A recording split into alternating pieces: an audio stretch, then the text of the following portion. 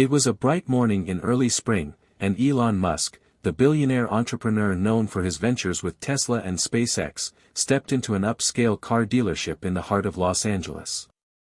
The dealership, a grand establishment filled with gleaming luxury vehicles, had become a hallmark of success and opulence.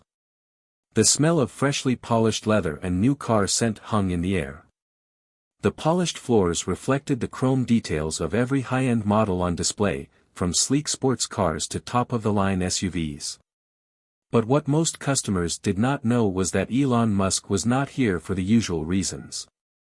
Today, he wasn't walking into this dealership as a celebrity, nor as someone who could purchase any vehicle on the lot without a second thought. Today, he was here to test something far more important. He was here to see how the staff treated him, not as Elon Musk, the mogul, but as an ordinary, middle-class customer. This was his undercover mission, to uncover the level of discrimination and bias that might be lurking behind the polished glass windows of this dealership. And in a world where customer service was often a reflection of deep-seated prejudices, he feared the worst. Elon had always prided himself on his vision for a better future, one built on equality, sustainability, and inclusion. But over the years, as his wealth and fame grew, so did the stark realities of privilege that came with it. He had become increasingly aware of the unequal treatment that people experienced based on their appearance, background, or social status, something he couldn't ignore any longer. What better way to uncover this issue than to test it himself? The sales floor was buzzing with activity. Several salespeople moved quickly between customers, and a few lingered near the entrance, eyeing potential buyers. Elon pulled up the hood of his jacket, obscuring his features, and adjusted the collar as he walked into the showroom. He couldn't afford to let anyone recognize him just yet. This was a test, and it needed to be as real as possible. Almost immediately, a middle-aged man in a suit approached him with a friendly smile. His name tag read Greg. Greg had been with the dealership for years and was known for his professionalism. At least, that's what the dealership's reviews and employees said about him. "Good morning, sir. Welcome to dealership name. How can I assist you today?" Greg asked, his voice warm but polished, like someone who had done this 1,000 times before. Elon smiled faintly. "Just browsing for now," he said in a low, measured tone. His voice was nondescript, not giving away anything about who he really was. "I'm interested in seeing some of your higher-end models." Greg's smile faltered for a split second before it returned, a little less genuine. He gestured toward a row of cars in the back of the showroom, more affordable models, with smaller price tags and less glimmering appeal. "If you're looking for something more budget-friendly," Greg began, clearly implying that Elon might not be interested in the luxury models just yet, "I'd be happy to show you these." He waved a hand toward a few entry-level sedans, their prices prominently displayed on their windshields. Elon raised an eyebrow. It was subtle, but the message was clear. Greg had decided who he thought this customer was. It wasn't the first time he'd experienced something like this, being judged based on his appearance, even if it was only a jacket and jeans. But it was the first time he had witnessed it so blatantly in a place that prided itself on serving high-end clientele. "No, thank you," Elon replied, his tone polite but firm. "I'm more interested in a top-of-the-line model. Something like the Tesla Roadster or the McLaren P1. Greg paused, his eyes scanning Elon up and down for a moment before he nodded. He didn't seem impressed or moved by the mention of high-end cars. Instead, he offered the same forced smile, his attitude one of begrudging professionalism. "Of course, sir," Greg said, but his voice lacked the enthusiasm and energy that he had given to other, more well-dressed customers earlier. "Let me show you the other side of the showroom, where we keep the luxury models." As they walked through the showroom, Elon couldn't help but notice the subtle way Greg interacted with the other customers, wealthy, well-dressed men and women who seemed to radiate power. Every time one of these customers made a casual inquiry, Greg's face lit up, his movements quick and purposeful as he guided them to the most expensive models with a newfound eagerness. But when it came to Elon, the energy was different. He was just another faceless man in a hoodie and jeans, a customer who didn't fit the profile of someone who would walk away with a high-priced car. The disparity was striking, and Elon could feel the undercurrent of disdain in Greg's attitude, despite his polished exterior. It wasn't just Greg. As they reached the luxury car section, another sales associate, a woman named Sarah, briefly glanced over before quickly looking away, as if deciding that he wasn't worth her time. Elon couldn't help but feel the sting of it, but he was determined not to let it show. After a few moments of silence, Greg led Elon to a red Tesla Roadster, its sleek lines shining under the showroom lights. "This is a beautiful model," Greg said, but his voice lacked the warmth that usually accompanied such praise. "It's fast and efficient, of course. But perhaps you'd like to test drive something else?" Elon's eyes narrowed slightly, but he kept his composure. He didn't want to give away his hand just yet. "I'd like to take it for a spin," Elon said calmly, nodding toward the car. "When would be a good time?" Greg hesitated for a moment before answering, clearly uncomfortable. "Unfortunately, we're a bit busy right now. You can schedule a test drive for later in the week, if that works for you." Elon took a deep breath. He knew exactly what was going on. Greg was delaying the test drive, hoping that Elon would simply leave. And if he didn't, then maybe, just maybe, Greg would take him more seriously. But Elon wasn't going anywhere. With a small smirk, he nodded. "I'll schedule a test drive for tomorrow," he said, "but I'll need to know that I can get in the car today, so please let me know as soon as possible." Greg's smile faltered again, but he quickly nodded and walked away to make arrangements. Elon stood there in the middle of the showroom, feeling a growing sense of disappointment. He had come here expecting to uncover something, but now it was glaringly obvious: the dealership had its biases. And he was going to expose them, starting today. As he stood in the showroom, watching Greg hustle off to attend to other customers, Elon couldn't help but feel a deep sense of urgency. This test was just the beginning. Something needed to change, and he was the one who would make sure it happened. The real challenge had only just begun. Hit subscribe and leave a comment with where you're watching from. This story might just spark a new beginning. What's one thing that always pushes you forward, even when things get tough? Elon sat in a plush leather chair near the back of the dealership, quietly observing the staff as they moved around the showroom. The elegant setting, with its high ceilings and large glass windows, made it seem like a place where only the elite would come. In this glitzy environment, the atmosphere was calm and controlled. On the surface, it was a well-oiled machine. But beneath that shiny exterior, there was something more troubling at play. Elon's eyes wandered over the salespeople as they interacted with potential clients. The focus of their attention was clear: the well-dressed, well-to-do individuals who walked in with an air of importance. But what concerned Elon even more were the subtle interactions, the ones that seemed small but were laden with meaning. The way Sarah, the senior sales associate, greeted an older couple with warm, personal interest, but then quickly turned to a middle-aged man dressed in casual clothes, her enthusiasm barely present. The difference was in the details, and Elon had learned to pay attention to them. Sarah was in her mid-30s, and from her interactions, she seemed experienced and well-versed in handling the upscale clientele that often graced the dealership. Her hair was neatly pulled back into a bun, and she wore an impeccable outfit, her professional demeanor suggesting that she had worked in this industry for years. She had built a reputation as a top salesperson, and her charm was an asset when it came to selling cars. But Elon had already seen the cracks in her polished persona. Despite her professional skill, there was something colder in her approach when dealing with certain customers, something that Elon now realized wasn't just about car sales. The other key figure in the dealership was Greg, the manager. Greg had been with the company for over a decade. He was a man in his mid-40s with a sharp jawline and an easy smile that, at first glance, gave the impression of someone trustworthy and competent.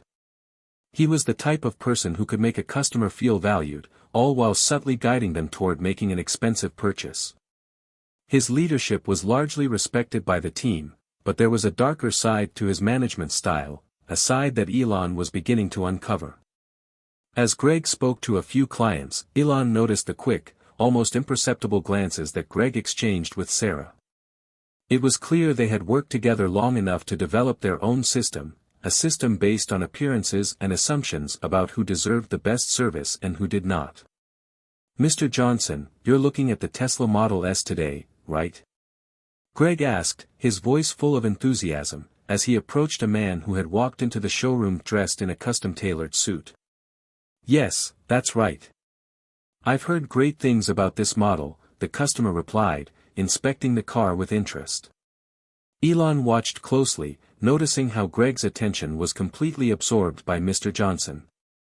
There was no hesitation in Greg's tone, no questioning the man's ability to purchase the car. Greg treated him with the kind of respect that Elon was used to receiving himself, only this time, the customer was not Elon Musk. Next, Elon shifted his gaze toward another salesperson, Mark. Mark was younger, fresh out of college, and a recent addition to the dealership.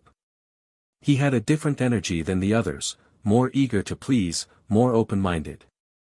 Elon had watched him approach customers with a genuine willingness to help, but also an overwhelming need to prove himself. Mark had only been at the dealership for a few months, and his naivety had made him the least likely to perpetuate the discrimination that seemed so deeply ingrained in the dealership's culture. But would he be able to stand up to it, or would he, too, become just another cog in the machine? Elon's eyes lingered on Mark as the young man interacted with a woman who appeared to be in her late 20s. She was dressed casually, wearing a t-shirt and jeans, and though she carried a certain confidence in her stride, it was clear that she wasn't the type of customer the dealership usually catered to. Mark immediately engaged with her, showing genuine interest in her needs. "Are you looking for something sporty, or maybe something more practical?" Mark asked with a friendly smile. The woman responded with excitement, telling Mark that she was looking for something environmentally friendly and efficient. Mark listened attentively, asking her a few follow-up questions about her lifestyle. Elon was impressed by the way Mark had connected with her so effortlessly, without judging her based on her appearance. It was refreshing, and it gave him a sense of hope that maybe not all the employees at the dealership were trapped in the same discriminatory mindset. But as Elon continued to observe, it became clear that Mark's openness was the exception rather than the rule. Greg, Sarah, and the rest of the team had already formed their patterns that excluded people based on their outward appearance and the assumptions they made about their ability to buy a luxury car. It was more than just poor customer service, it was a clear, systemic issue of bias. The dealership's attitude toward different customers was deeply troubling to Elon. He had seen it all before, the casual discrimination, the subtle biases that crept into everyday interactions, whether it was in tech, finance, or retail. But now, standing in the middle of the showroom, watching it unfold in front of him, he realized just how pervasive it truly was. Elon didn't expect this to be easy. After all, these biases were deeply ingrained in society and often went unnoticed. But he was determined to expose them, no matter how uncomfortable it made everyone involved. As the morning wore on, the dealership began to empty out, with only a few customers still lingering. Elon could hear the sound of shoes on marble floors and the murmur of polite conversation, but it all felt distant, almost surreal. He wasn't just a customer anymore, he was an observer, a witness to a culture that had been allowed to thrive unchecked for too long. He made a mental note to return the following day, this time with a more active role in the dealership's world. He had to find out how deep the rot ran, and whether anything could be done to change it. The test had only just begun, but Elon knew that what he was about to uncover could shake the very foundations of this dealership, and maybe even lead to a broader transformation in the industry itself. The clock was ticking. The next move was his. The following morning, Elon returned to the dealership, but this time, he wasn't wearing a hoodie and jeans. Instead, he wore a crisp suit, a tailored ensemble that screamed wealth and authority. His hair was neatly combed, and he even wore a subtle pair of designer sunglasses. He wanted to see how the staff would react now that he was no longer the scruffy, average, customer, but someone who fit the profile of their preferred clientele. Elon's heart was steady as he walked into the dealership. He had already seen the cracks in the facade yesterday, but today was going to be different. Today, he was going to turn the tables. He was no longer the man in the background, quietly observing the actions of the staff. This time, he would be part of the game, interacting with the employees as the very image of a high-end buyer. His goal? To see how the dynamic shifted when his appearance matched the expectations of the salespeople. Would their behavior change? Or would their biases remain intact? As he entered, the shift in atmosphere was immediate. The gleaming floors seemed to sparkle brighter under the light as the sales associates took notice of him, and the buzz of conversation suddenly seemed to quiet. He was no longer just a face in the crowd. The eyes of the staff followed him, eager to see how they could help. In this setting, he was not a potential customer, he was the customer. The one that mattered. Greg was the first to approach. His expression shifted from his usual business-like demeanor to one of genuine enthusiasm.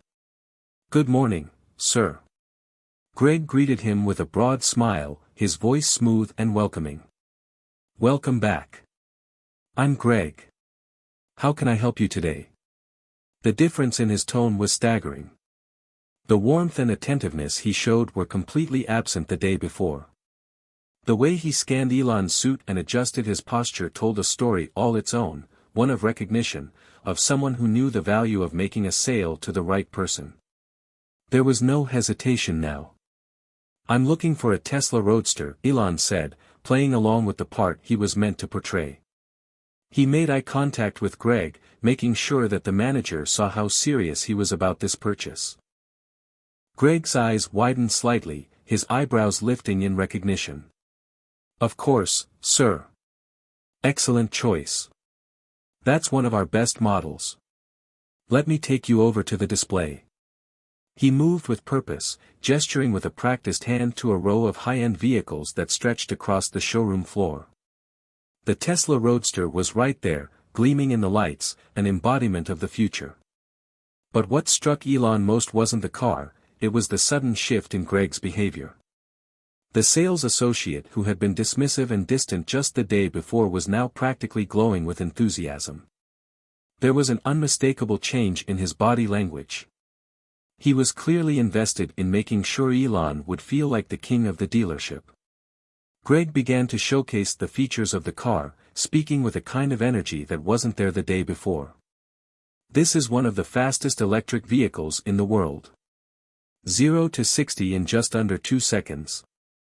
And of course, the interior is as luxurious as it gets, with all the latest tech features." He gestured toward the touchscreen, describing every aspect of the car with excitement. Elon nodded thoughtfully but could barely focus on Greg's sales pitch. He was already seeing the pattern. It wasn't about the car. It wasn't even about the sale. It was about the assumption of who deserved to be treated with respect and who didn't. Yesterday, he had been invisible to Greg, but today, as a well-dressed man with an air of confidence, he was the most important person in the showroom. Elon wondered how the others would respond now that they were seeing him as a customer worthy of attention. He took a brief glance around, noting the subtle changes in the employees' behavior as they began to move in his direction. One of the junior associates, Mark, appeared from the corner of the showroom and smiled at Elon. Mark had already proven himself to be a little more open-minded yesterday, so Elon was curious to see how he would interact with him now.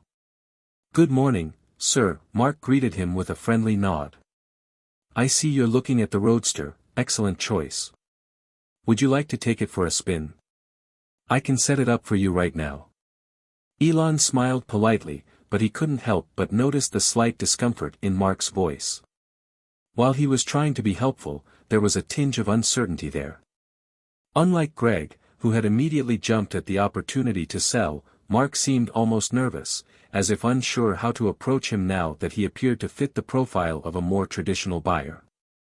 "I'd appreciate that," Elon replied, his tone warm but neutral, as if he were just another customer asking for a test drive.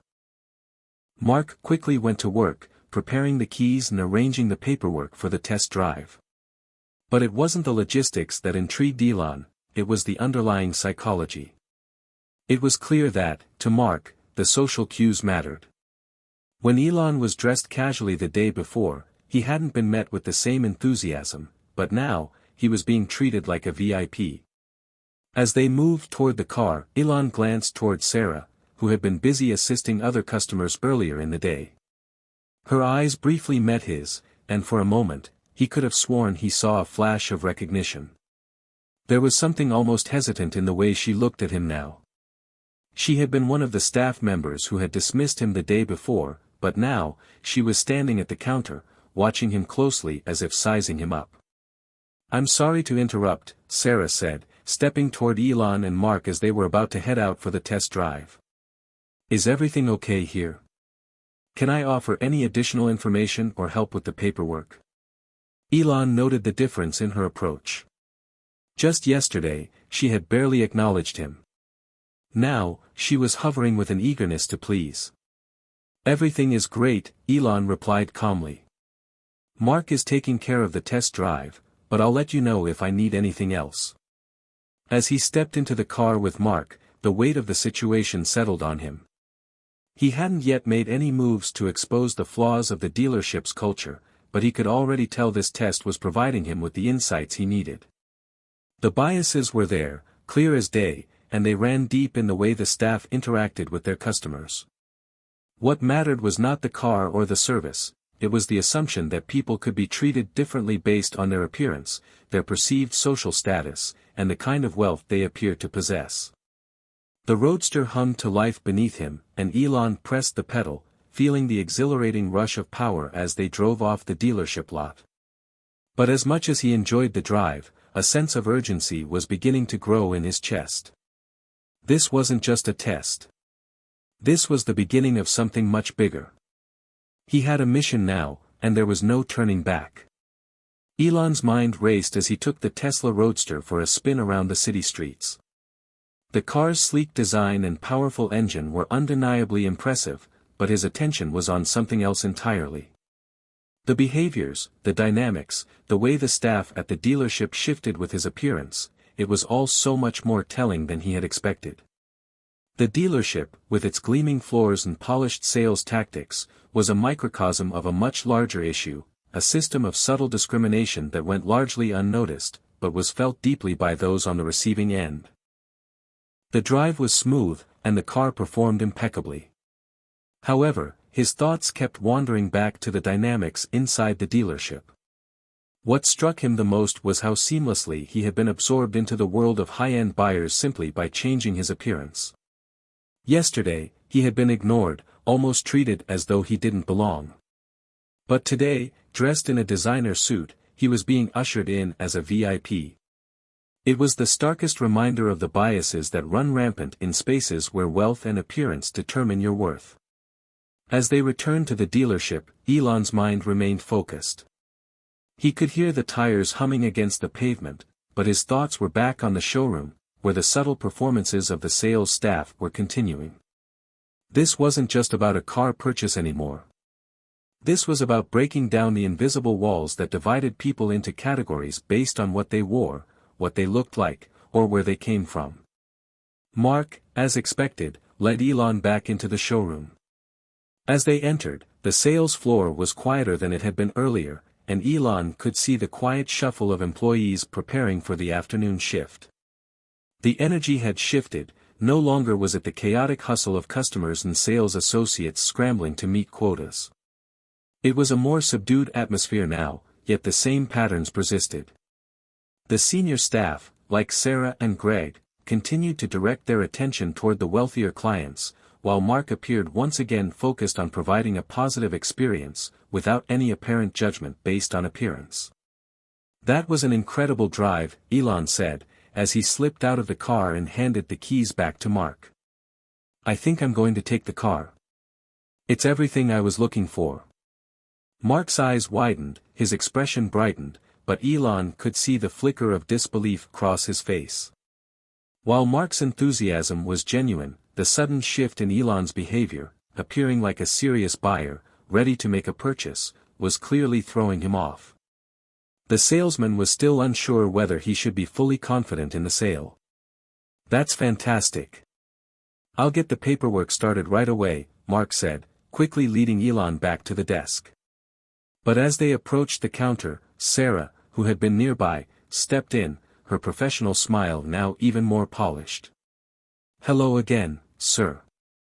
I'm so glad you liked the Roadster," Sarah said, her tone just the right mix of warmth and professionalism. "I can help you with the paperwork if you'd like.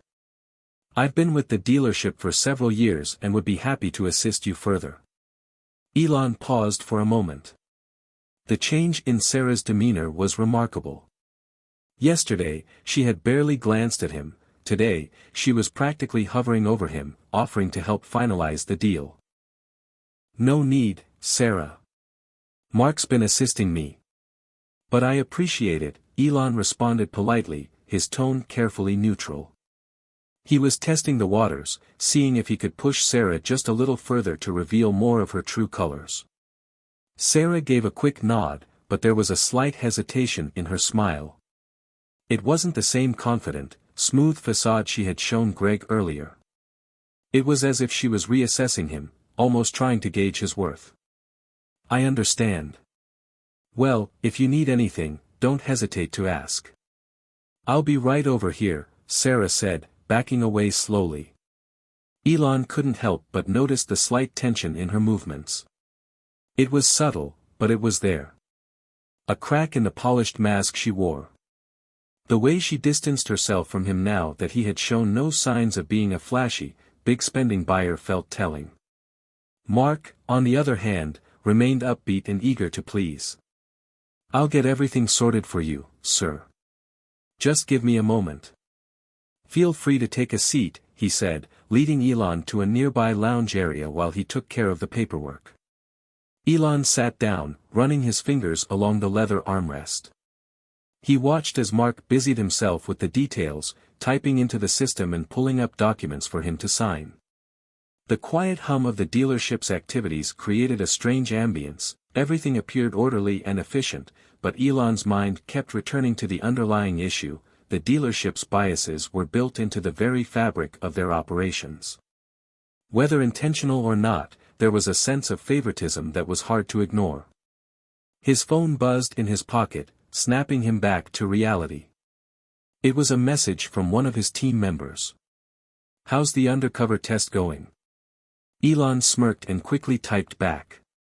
"It's more revealing than I thought. The biases are systemic, but I'm still gathering data. More to come." He set the phone down, returning his focus to the room around him. A few more moments passed before Mark returned with the paperwork, and Elon signed the necessary documents with a flourish. As Mark led him back toward the door, Elon had a thought. He hadn't even begun to scratch the surface of what he had set in motion. The test was still ongoing, and there were more revelations to come. He had to push the limits further, see how deep the problem truly ran. "I'll be back tomorrow," Elon said as he shook Mark's hand. "Thanks for your help today." As he turned and walked out of the dealership, he couldn't help but feel a wave of frustration mixed with determination. He had made his point. He had exposed the bias that had been buried in plain sight, but he knew this was just the beginning. It wasn't enough to reveal the issue, it was time to make sure that change would come. And for that, Elon knew he needed to go deeper. He couldn't let this story end with just the exposure. He needed to find a way to drive a shift, not just in this dealership but in the broader culture of consumerism that had been perpetuating this kind of discrimination for years. The next day, Elon returned to the dealership once again. He had been preparing for this moment, the moment when the truth of the test would finally come into full view. Yesterday had been a key observation day, and today, he was determined to go further. He had been given a glimpse into how far the biases ran within the dealership, but now it was time to confront the reality of what he had discovered. He dressed the same way as he had the day before, opting for a simple hoodie and jeans, back to his average look. His goal was to expose the treatment of customers based not on their interest in the product, but on their outward appearance. The mask of affluence was off, and now, it was time to see if he could still get the same treatment as he had when dressed as a wealthy buyer. Would the staff's behavior shift again, or would they continue to look at him as a person worthy of respect?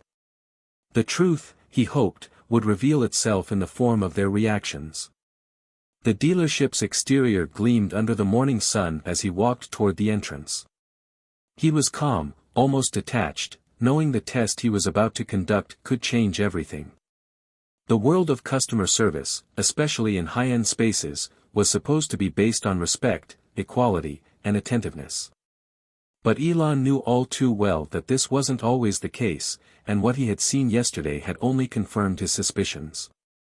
As he entered, the first thing he noticed was the shift in the atmosphere. The dealership was busy, more customers walked around, and the staff was actively assisting them. The hum of voices, the shuffle of shoes on polished floors, and the soft click of phones and tablets in the hands of employees created a backdrop of controlled chaos. But in the midst of it, Elon felt the gaze of a few salespeople land on him. Greg was the first to approach. Elon had expected him to recognize him, but there was a certain wariness in his steps. He seemed almost hesitant as he neared Elon, a slight frown tugging at his brow. Greg had been one of the most attentive yesterday, but today, he seemed uncertain. "Good morning," Greg said, his tone flat, devoid of the warmth from the day before. "How can I help you today?" Elon raised an eyebrow. "I'm looking for a Tesla Roadster. I was here yesterday, and I'm still interested in making a purchase." Greg's eyes flickered briefly to Elon's attire. There was an almost imperceptible moment of recognition. Elon could see that Greg was struggling to reconcile the scruffy appearance with the luxury car. For a moment, the sales associate seemed unsure of how to proceed. Would he offer the same enthusiastic service as before? Would he try to push the sale? It was clear that Greg was internally debating how to treat Elon based on his looks. The hesitation in Greg's behavior confirmed what Elon had suspected. The dealership staff had already made assumptions about him based on his clothing. The bias was no longer a subtle undercurrent, it was at the forefront of their interactions. "I see you're still interested," Greg continued, though the words seemed to lack the same zeal as the day before. "Let me show you the Roadster." As they walked over to the display area, Elon took in the moment, watching Greg's body language closely. Greg was now walking a little more stiffly, as though unsure whether to invest the same effort into this transaction.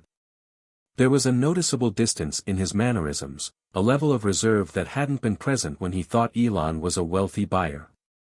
Once they reached the car, Greg paused for a beat. "This is the Tesla Roadster. It's one of the fastest electric cars on the market." He gestured to the car with a slight disinterest in his voice. Elon nodded, taking in the display, but his thoughts were elsewhere.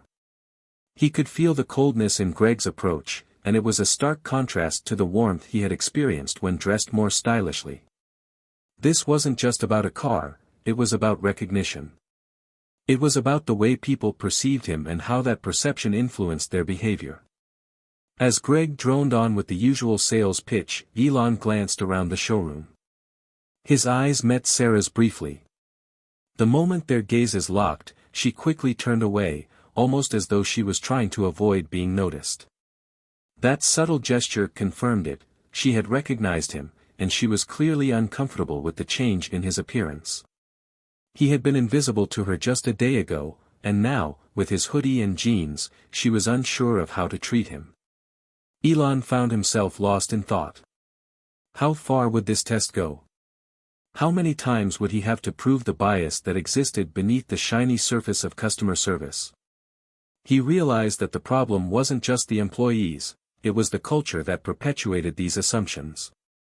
Customers weren't treated as individuals, they were categorized based on their outward signs of wealth, status, or class. He turned back to Greg, who was still talking, though it seemed more out of obligation than enthusiasm. "You know," Elon interrupted, "you were much more eager to help me yesterday when I looked different." I could feel it. Today, I'm getting the sense that you're just going through the motions. Why is that? Greg froze, the words hanging in the air. There was no immediate answer, no defense. The truth was, Elon had caught him off guard. Greg looked uncomfortable, almost guilty, but he didn't immediately respond. The silence between them spoke volumes. I don't mean to make this awkward, Elon continued, but I'm trying to understand why there's a difference in how customers are treated based on how they appear. Yesterday, when I looked like a big spender, you couldn't get to the car fast enough. But today, with my hoodie and jeans, it seems like you're not as invested in making the sale. Greg opened his mouth, but no words came out for a long moment. He seemed at a loss. I don't know what to say. Elon didn't push further. He could see that the realization was sinking in, and it was clear that Greg hadn't been fully aware of his own biases. The test had worked. The cracks in the system were now exposed. I'll think about it, Elon said coolly, turning away from Greg and making his way toward the door. He wasn't sure whether to push the matter further. He didn't need to. The dealership's discrimination was clear. The problem was not just with individual employees, it was with the entire system. As he walked out of the dealership, his phone buzzed once again. How did it go? Elon smirked, a sense of quiet satisfaction building inside him. He typed back quickly. It's worse than I thought. The bias is blatant. But we've got enough data now. Time to make it count. He hit send and tucked the phone back into his pocket, already thinking ahead. The next steps were clear. He needed to confront the dealership with the truth he had uncovered, but this wasn't just about them. This was about all the companies that perpetuated these silent divisions. And he wasn't about to let this moment slip away. Elon couldn't sleep that night. The weight of what he had uncovered gnawed at him, more than the usual challenges of running his empire.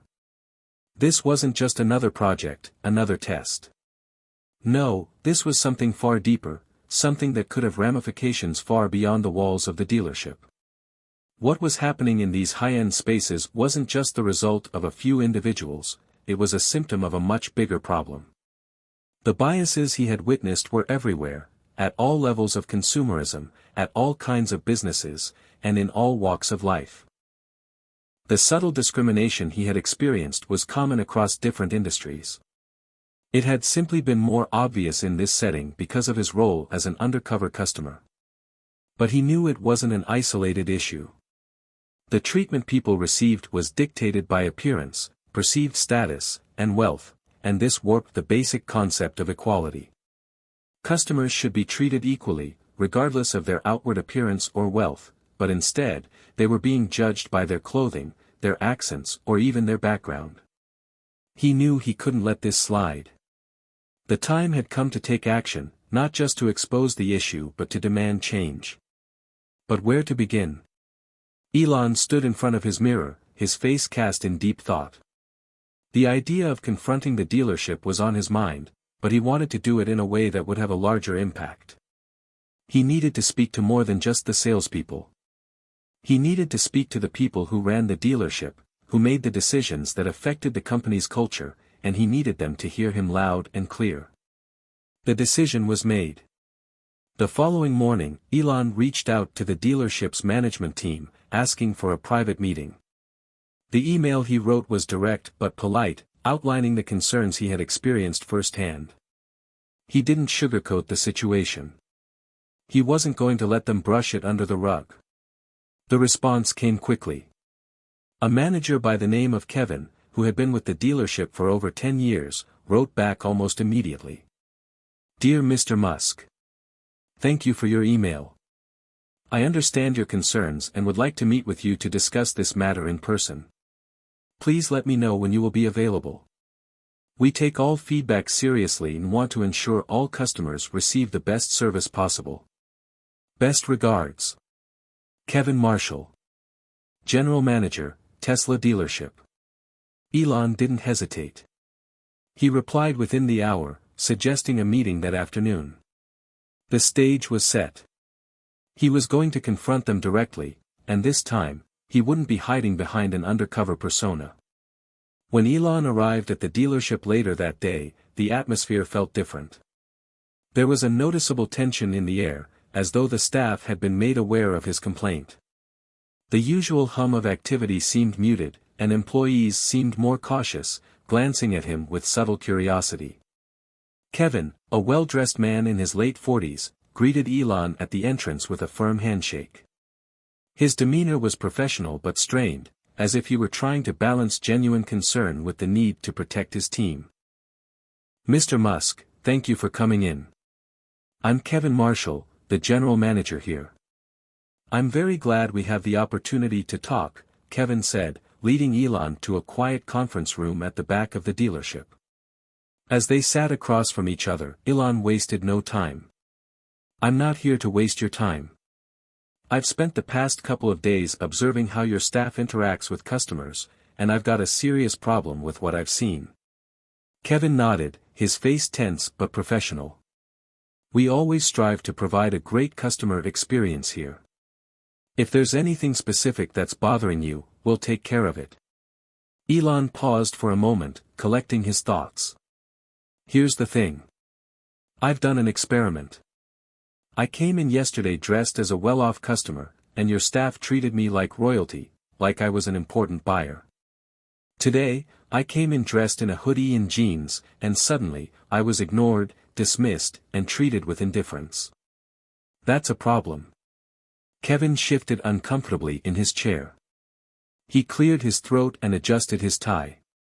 "Mr. Musk, I understand your frustration, but I assure you that our team is trained to treat all customers with respect. It may have been a simple misunderstanding or oversight." "Misunderstanding?" Elon's voice sharpened. "I've worked in countless industries, and let me tell you, there's no misunderstanding here. What happened to me wasn't an isolated incident. Your staff judged me based on my appearance, not my interest in buying.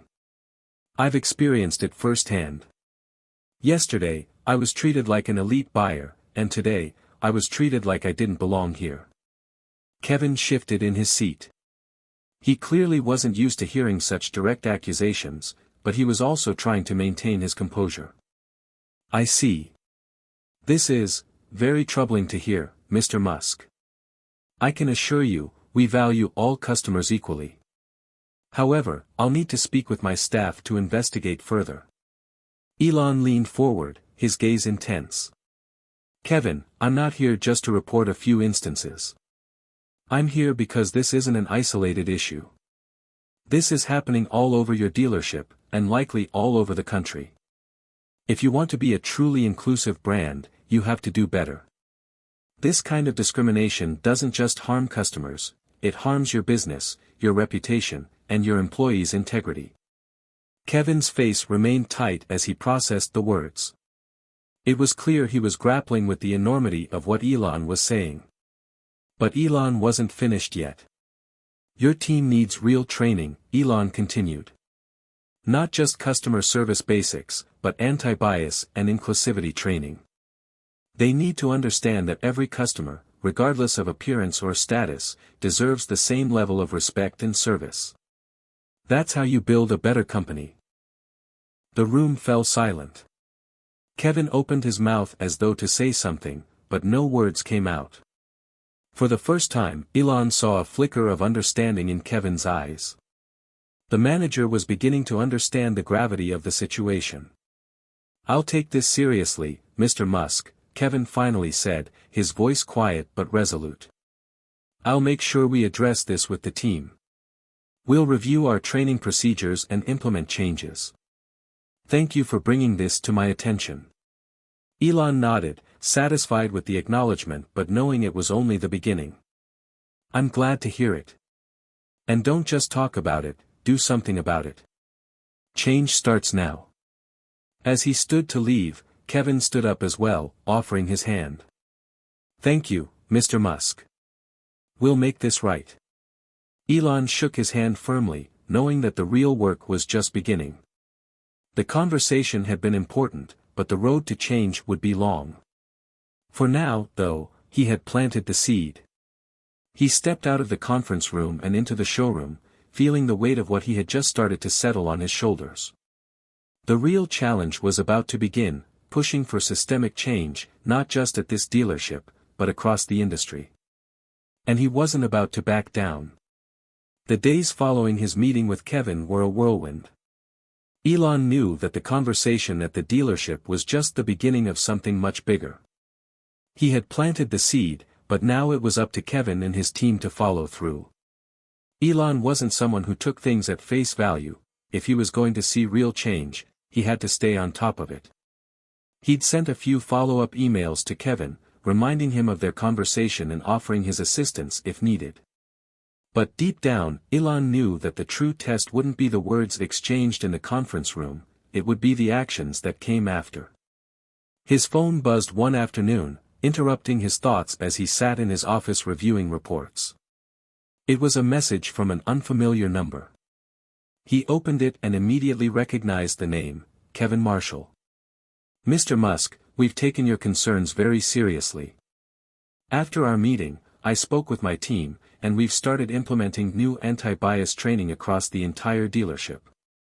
We've also started reviewing our sales protocols to ensure that no customer is treated unfairly based on appearance or presumed status. I want to thank you again for bringing this to light.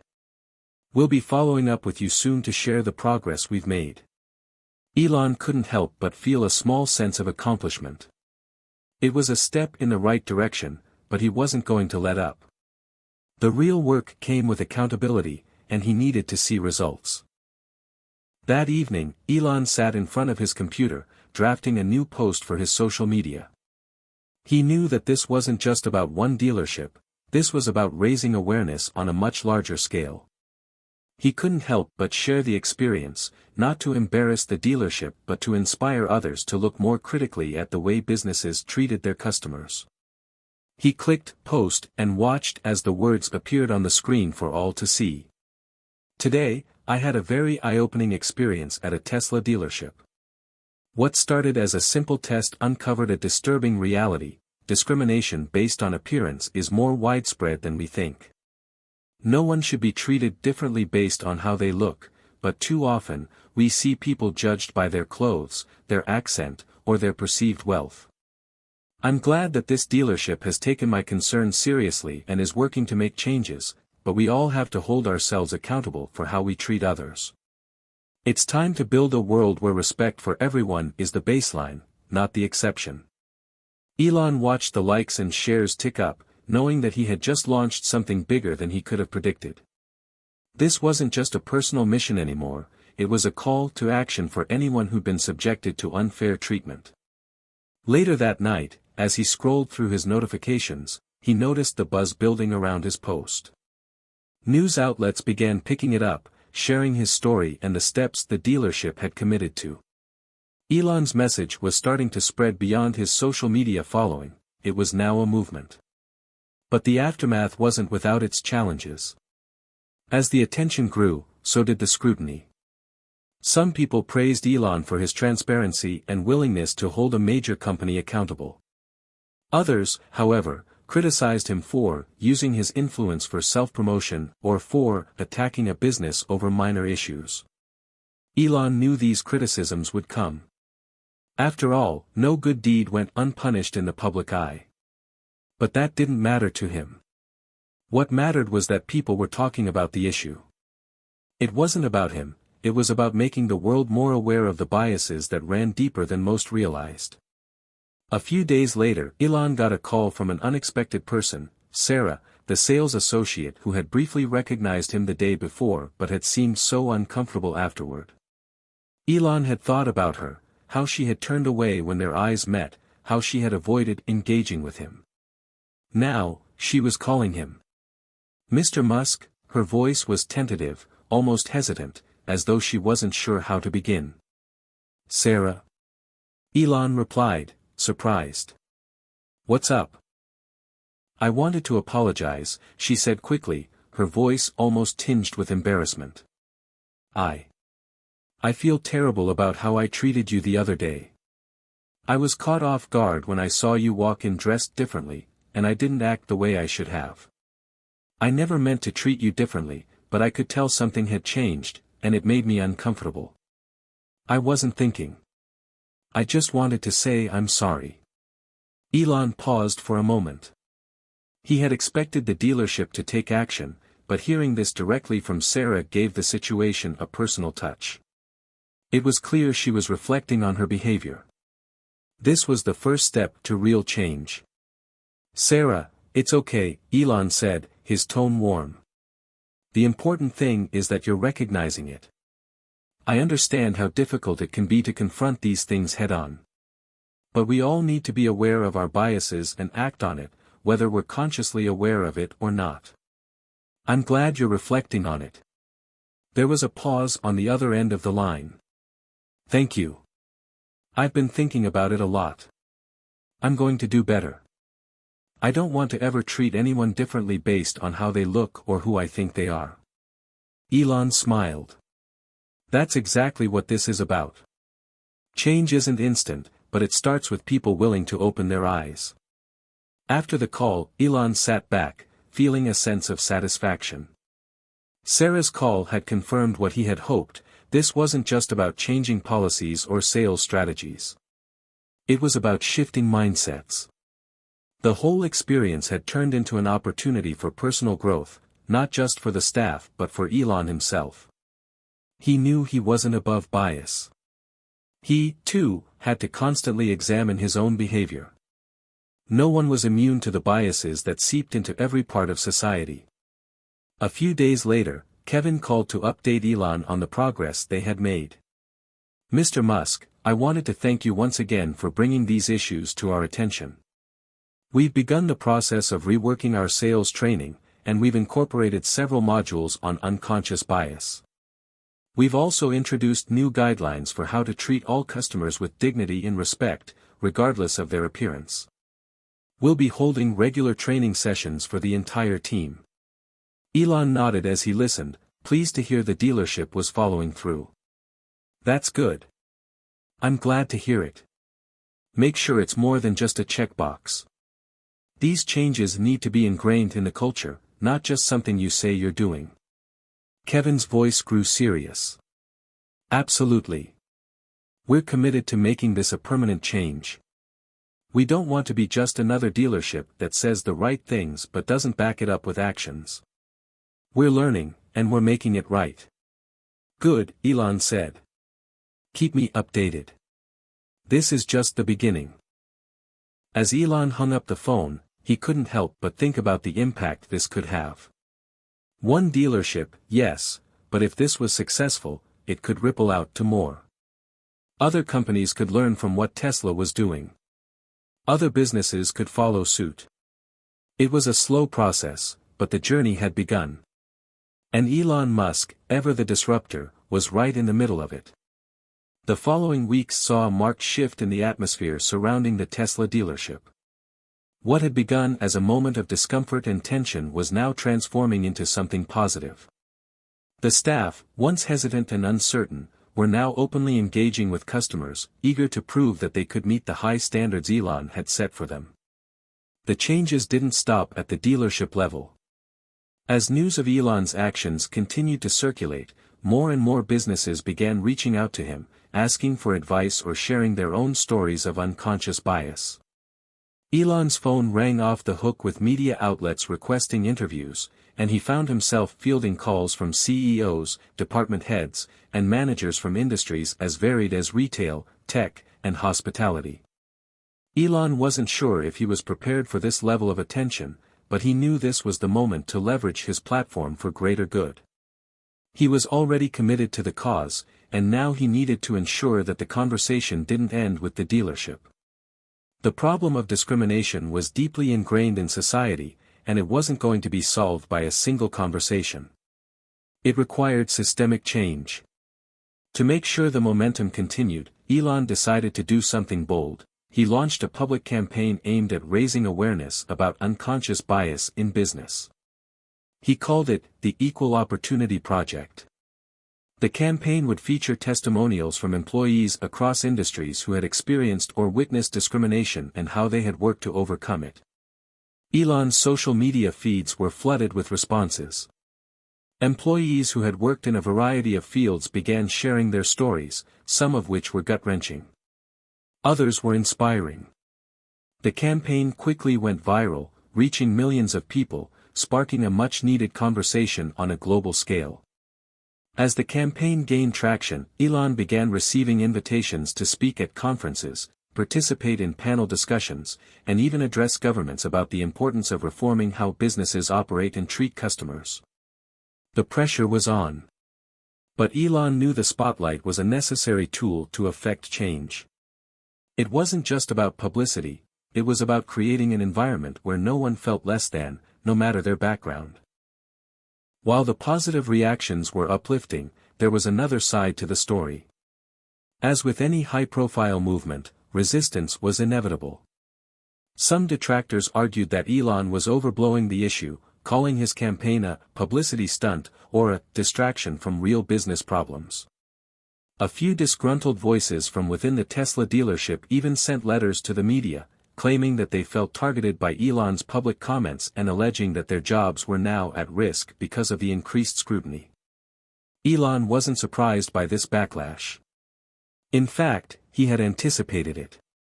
Disruption was rarely met with open arms, especially when it challenged the status quo. But he refused to be swayed. The backlash didn't change the reality of what was happening in the world, nor did it alter the urgency of addressing these issues head-on. In the meantime, the Tesla dealership had become a model of what change could look like. Kevin Marshall, the general manager, was deeply committed to following through on his promises. He introduced quarterly training sessions for employees, ensuring that unconscious bias training was woven into every aspect of the dealership's operations. In addition to the training, Kevin spearheaded an internal initiative called Voices of Tesla, a program where employees could anonymously share their experiences of bias and discrimination, fostering a more open and inclusive environment within the dealership. The dealership's commitment to change also began to reflect in its sales figures. Customers, particularly those who had felt overlooked or underappreciated in the past, began returning to the dealership, impressed not just with the cars but with the new, welcoming atmosphere. Word of mouth spread, and more people were drawn to the dealership because they felt they would be treated fairly, no matter who they were. As the dealership's sales began to soar, Elon took the time to sit down with Kevin again. This time, the mood was lighter. There was a sense of mutual respect between them that hadn't been there before. "Kevin," Elon said as they sat across from each other in the dealership's conference room, "I've been hearing great things. How's the team doing?" Kevin smiled, leaning back in his chair. "I've never seen such a shift in morale. People are actually excited to come to work now. The trainings have been eye-opening, and the Voices of Tesla program has really opened up the lines of communication. We've had some uncomfortable conversations, but that's a good thing. People are learning, and they're growing." Elon nodded, pleased but not satisfied. "That's great, but let's make sure this isn't just a short-term fix. We need to ensure this becomes part of your company's culture, something that lasts, not just something people forget after a few weeks." Kevin's expression grew serious. "We're committed to making it permanent. I want the dealership to be a place where everyone feels seen and respected. We're in this for the long haul." Elon's phone buzzed with a new message, breaking the silence between them. He looked down to see it was a message from Sarah, the sales associate who had called him weeks ago to apologize. She had been one of the first to open up about her experiences, and Elon had since kept in touch with her. The message read, "Hi Mr. Musk, I just wanted to thank you again. I've learned so much from this process. The changes here are real, and I can see it in the customer's eyes. I feel like I'm finally working for a company that stands for something meaningful. Thank you for showing me how to be better." Elon smiled as he read the message. This was exactly the kind of impact he had hoped for. Not just systems or protocols, but people learning, evolving, and understanding the power they had to change their own behaviors. "Kevin," Elon said, looking up from his phone, "this isn't just about numbers or customers. It's about the people who work here. It's about the Sarahs of the world, the ones who want to do better but need the right environment to thrive. Kevin looked thoughtful. I agree. And we're committed to making that happen. As Elon left the dealership that day, he knew the journey was far from over. Change, especially cultural change, took time, and the road ahead would be long and fraught with obstacles. But something had shifted. This wasn't just about one dealership anymore. It was about every business that had yet to confront its biases, about every person who had ever been overlooked or dismissed based on appearance or status. And Elon was more determined than ever to keep pushing forward. The days following his visit to the Tesla dealership were filled with both validation and more work than Elon could have ever imagined. The momentum behind his campaign, the Equal Opportunity Project, was growing faster than he had expected. What began as a personal challenge to a single dealership had quickly turned into a national conversation, one that spilled into global territories. His social media posts had inspired thousands of people to share their own stories of bias and unfair treatment in various industries. Many of them recounted painful experiences, some so deeply entrenched in the system that they could barely imagine a way out. One post in particular caught Elon's attention. A young woman from Chicago, Monica, had posted a video detailing her experience working in a high-end retail store. She spoke of how customers would treat her with disrespect because of her background and appearance, yet another case of a hardworking individual being undervalued because of their race and clothing. Elon watched the video in its entirety, captivated by her raw emotion and the honesty she displayed. Monica spoke about how, after years of struggling to prove her worth, she eventually left the job. I couldn't keep working for a company that made me feel invisible, she said. No matter how hard I worked, I was never seen as worthy of promotion or respect. Her words hit Elon hard. She wasn't alone in her experiences. Inspired by Monica's video, Elon sent her a message, Monica, I saw your post and it resonated deeply with me. Your strength and perseverance are inspiring. If you ever need a platform to share your story or ideas on how we can create real change in businesses, let me know. I want to help. It didn't take long for Monica to respond, and they soon began collaborating. She was eager to see real change, not just for herself, but for others who were still stuck in environments that only saw them as disposable workers. Together, they brainstormed ideas for further initiatives that would tie into the Equal Opportunity Project, including public speaking events, grassroots efforts, and more training programs for businesses across various sectors. Elon had made it clear from the beginning that this wasn't just about him leading, it was about empowering others to lead as well. As they started planning, it became evident that the ripple effect of Elon's decision was only beginning. Media outlets were clamoring for more details, with major news networks requesting interviews with him about his initiative. He was becoming the face of a movement, an unlikely champion of an issue that had long been ignored by many of the business elites. Yet, while the positive feedback kept pouring in, there were also voices of resistance.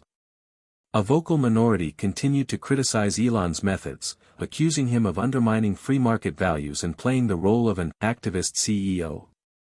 They argued that businesses should be left to make their own decisions without interference from outsiders, no matter their influence. They called his campaign a publicity stunt, a distraction, and an infringement on a company's autonomy. Elon expected this kind of backlash. Disrupting established systems was never easy, especially when the systems in place had benefited those in power for so long. But he was unshaken.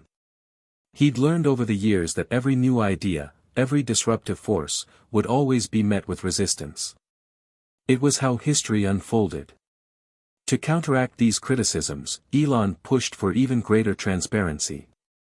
He began documenting the changes occurring within the Tesla dealership, showcasing behind-the-scenes footage of training sessions, customer testimonials, and internal discussions about bias and inclusion.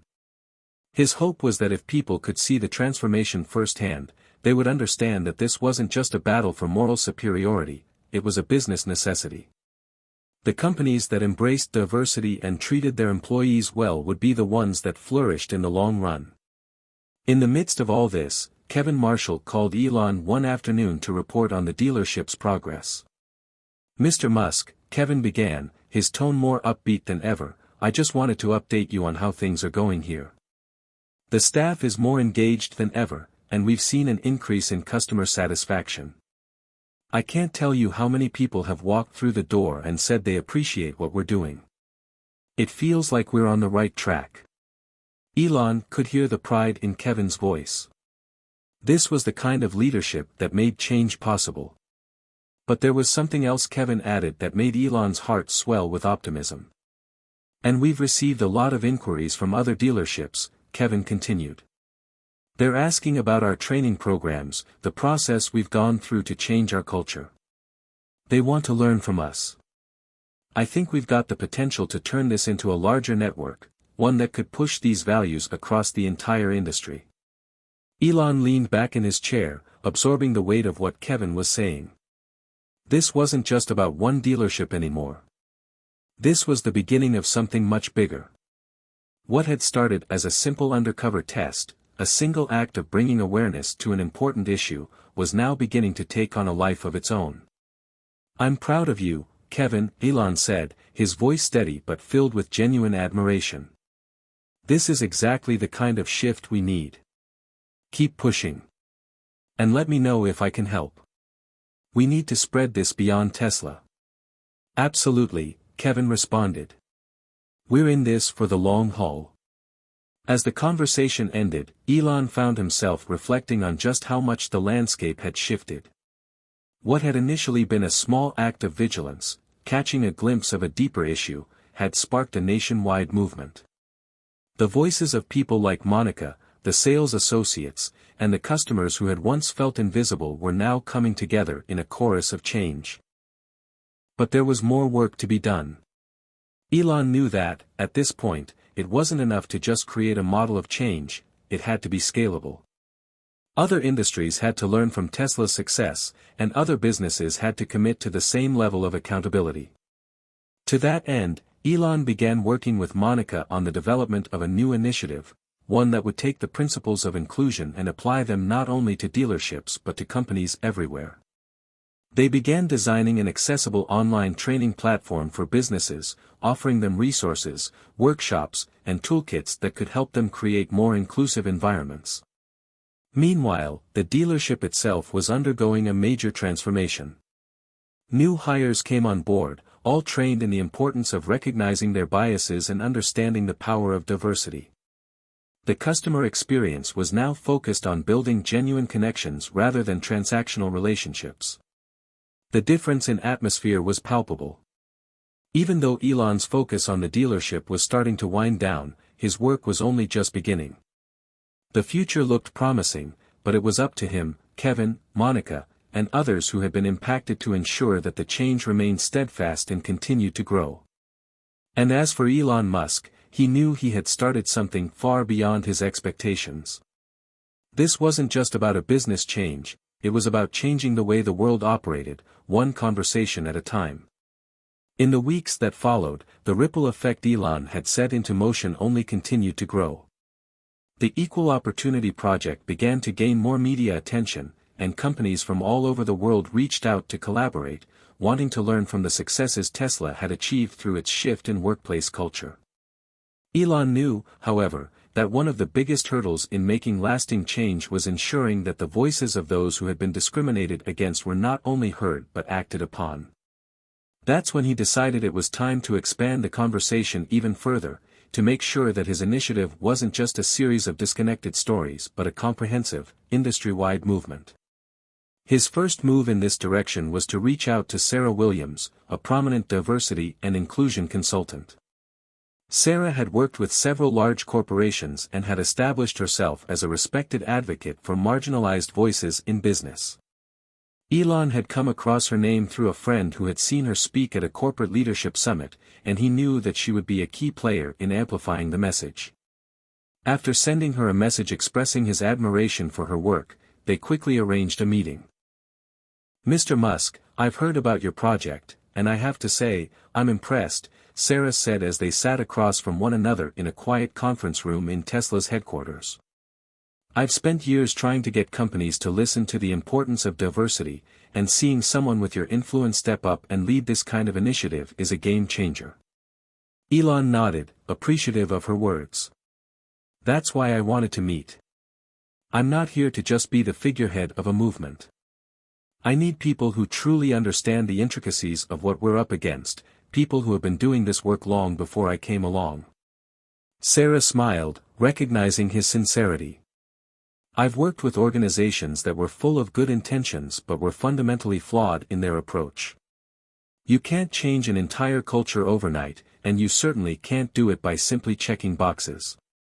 It's going to take education, time, and a constant reassessment of practices to make real, sustainable change."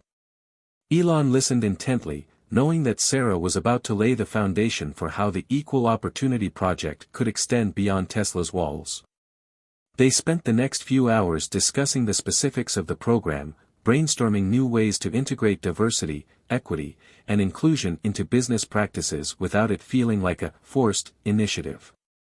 "I think the key," Sarah said, tapping her pen on the table, "is to create a platform that allows businesses to evaluate their current structures, identify their weaknesses, and then offer tailored solutions that address their specific needs. It has to feel personal, not like a generic checklist." Elon agreed. "Exactly. I want every company we work with to understand that this isn't just about diversity for the sake of diversity. It's about making businesses stronger, more innovative, and more human. A company that listens to its employees, really listens, will be far more successful in the long run." With Sarah on board, the project began to take on an even more formal shape.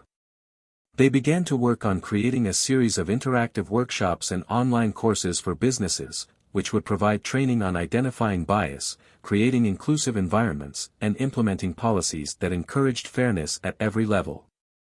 But Sarah didn't stop there. She suggested that they introduce an annual diversity and inclusion summit, where leaders from various industries could come together to share their experiences, challenges, and successes in creating inclusive workplaces. The summit would be more than just speeches. It would be a collaborative space where companies could get hands-on advice and tools to improve their internal culture. Elon loved the idea.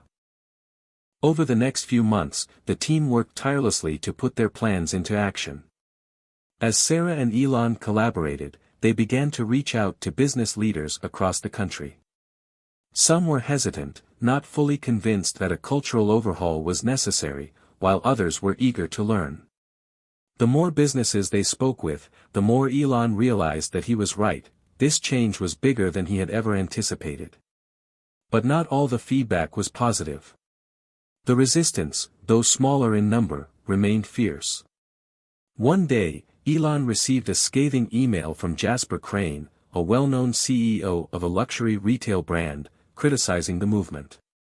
"You seem to think that diversity and inclusion are the key to running a successful business.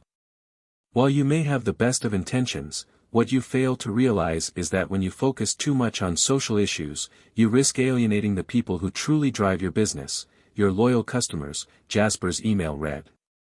"Business is about profit, not political correctness." Elon felt a surge of frustration as he read through the email. It wasn't the first time he had encountered this type of criticism. However, rather than respond immediately, he took a deep breath and forwarded the email to Sarah. They needed to strategize, to find a way to respond that wouldn't backfire. Sarah's response was measured, yet powerful. "Elon, don't let the negativity derail us. People like Jasper will always exist. Their mindset is rooted in a very narrow view of success, but we're proving that the broader, more inclusive approach can lead to even greater profitability in the long term. The data shows that businesses that embrace diversity perform better across the board." Elon knew Sarah was right. Instead of getting bogged down by individual critics, they had to stay focused on the larger mission.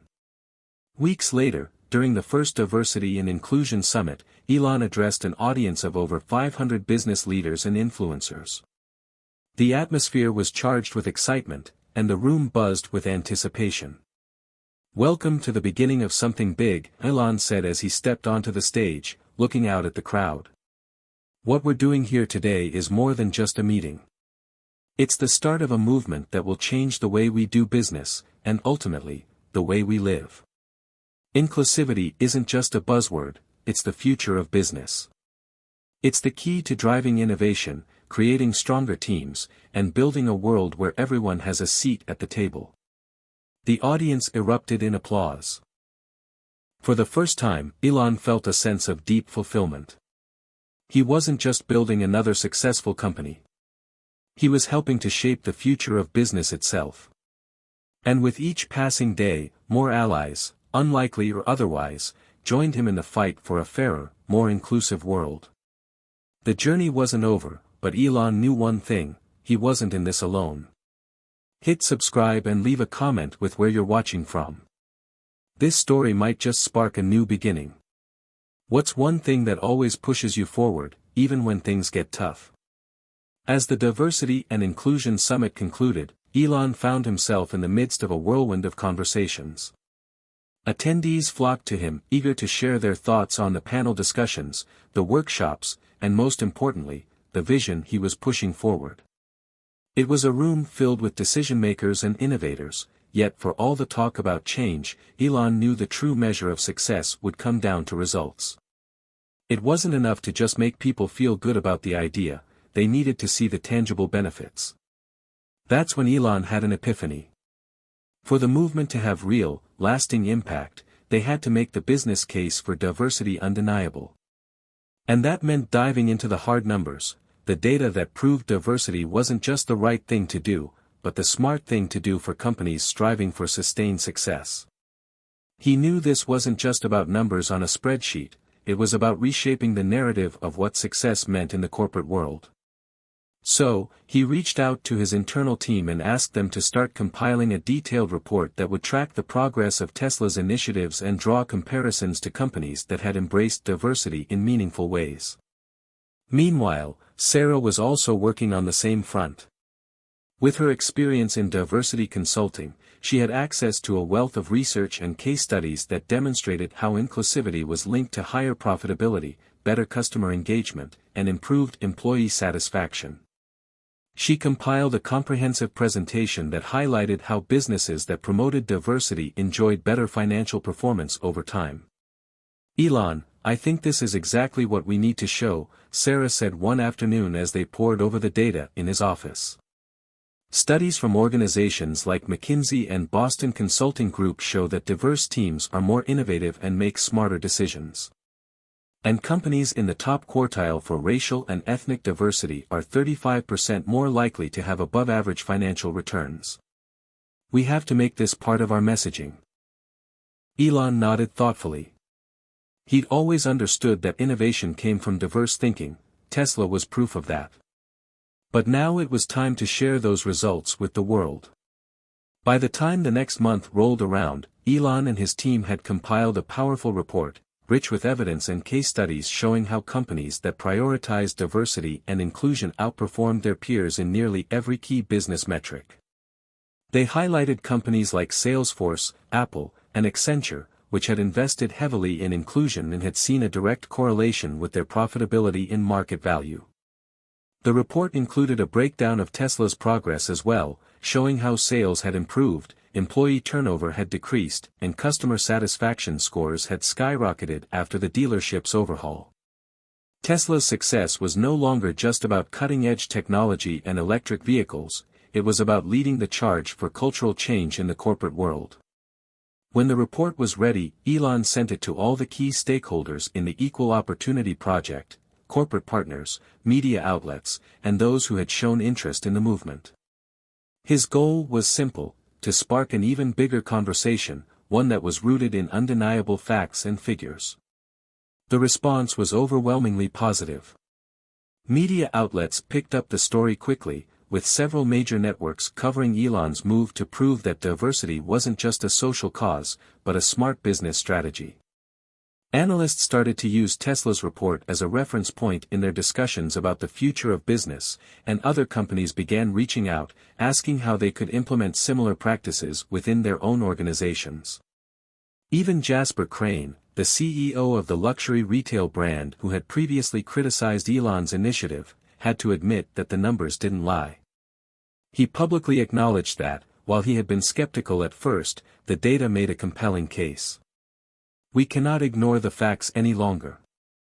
Diversity is not just a moral imperative, it is a business one, Jasper stated in a follow-up interview, signaling a change in tone that was noticeable even to those who had been following the controversy from the beginning. Elon's team now found themselves facing an unprecedented demand for consultations and trainings from companies that had previously been resistant to the concept of inclusion. But as the floodgates opened, Elon's phone began to ring non-stop. One call in particular caught him off guard. It was from Mark Zuckerberg, the CEO of Facebook. "Elon, I've been watching the work you've been doing with Tesla, and I think it's time we start doing the same over at Facebook," Mark said. "I know we've made progress with diversity, but we could be doing so much more. We've seen the data, and we need to take it to the next level." Elon was stunned. For all the companies that had jumped on board, Facebook's involvement was significant. It was one of the largest tech companies in the world, and Mark's willingness to publicly align with the project was a game changer. "Mark, I'd love to collaborate," Elon replied. "We've always said that these kinds of shifts can't happen in isolation. The more companies that are involved, the stronger the message becomes." They quickly set up a meeting, and soon Elon was discussing the specifics of how Tesla's diversity training and outreach programs could be integrated with Facebook's initiatives. Elon was no stranger to partnership and collaboration. He had worked with numerous companies in the past, but this felt different. The scale of what they were building had the potential to reshape industries across the globe. The work of the Equal Opportunity Project was no longer about just shifting the mindset of a few businesses. It was about creating a movement that was led by facts, supported by action, and driven by a growing network of leaders from all sectors. As Elon looked over the final draft of the report, a sense of pride filled him. He knew the journey was far from over, but the results were undeniable. The data, the testimonials, the stories, they were all proof that what started as a small undercover test at a Tesla dealership had snowballed into a global movement that was changing the way businesses saw their employees, their customers, and their communities. But even as the success of the project mounted, Elon understood that their real work was just beginning. Change didn't happen because people were convinced of a few statistics. It happened when people saw a vision for a future they wanted to build, one in which equality was not a lofty ideal but a central tenet of every successful business. And for the first time, Elon believed that this was possible. As the Equal Opportunity Project gained momentum, it began to attract not only support but also growing resistance. Despite the overwhelming positive feedback from many business leaders, a number of powerful individuals and organizations still viewed the initiative with suspicion, even hostility.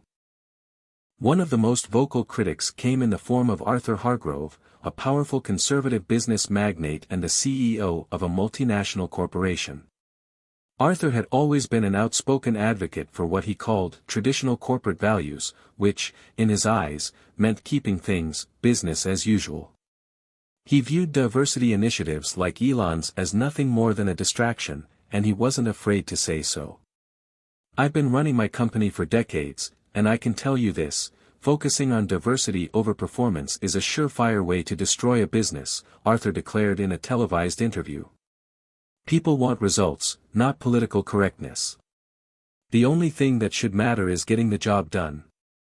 Elon watched the interview, frustration bubbling inside him. He had expected pushback, but not on this scale. What troubled him most wasn't just Arthur's remarks, but the fact that so many people shared his view, believing that focusing on diversity would come at the cost of business success. Despite the pushback, Elon was determined not to back down. He knew that to change the status quo, it was necessary to address these critics head-on and prove that diversity and inclusion weren't just feel-good buzzwords, they were the bedrock of sustainable success. It was at this point that Sarah Williams, his trusted ally, suggested something bold: a public debate. The idea was simple: organize a televised discussion where business leaders from both sides of the issue could present their views and make their cases. Elon and Sarah agreed that this would be a perfect opportunity to expose the flaws in the traditional business model and demonstrate, once and for all, that the future of business required a different approach. The event was set for a primetime broadcast, and the stage was set. Elon would debate Arthur Hargrove in front of millions of viewers, representing the vision of a more inclusive, diverse business world. In the days leading up to the debate, Elon prepared relentlessly. He spent hours reviewing data, case studies, and testimonials from companies that had embraced diversity and thrived. He also met with Sarah to discuss their strategy. "Remember, Elon," Sarah said, "Arthur's going to come out swinging with all the usual arguments. He'll try to make it seem like diversity is a weakness. But we've got the data on our side. You just need to make it clear that this isn't just about being nice, it's about real, measurable impact." Elon nodded, absorbing her advice. He knew Sarah was right. This wasn't just an ideological battle, it was a factual one. He wasn't just fighting for a cause, he was fighting for the future of business itself. The night of the debate arrived, and the tension in the air was palpable. The set was sleek, with a massive screen behind the two podiums displaying the words, "The future of business, diversity versus tradition."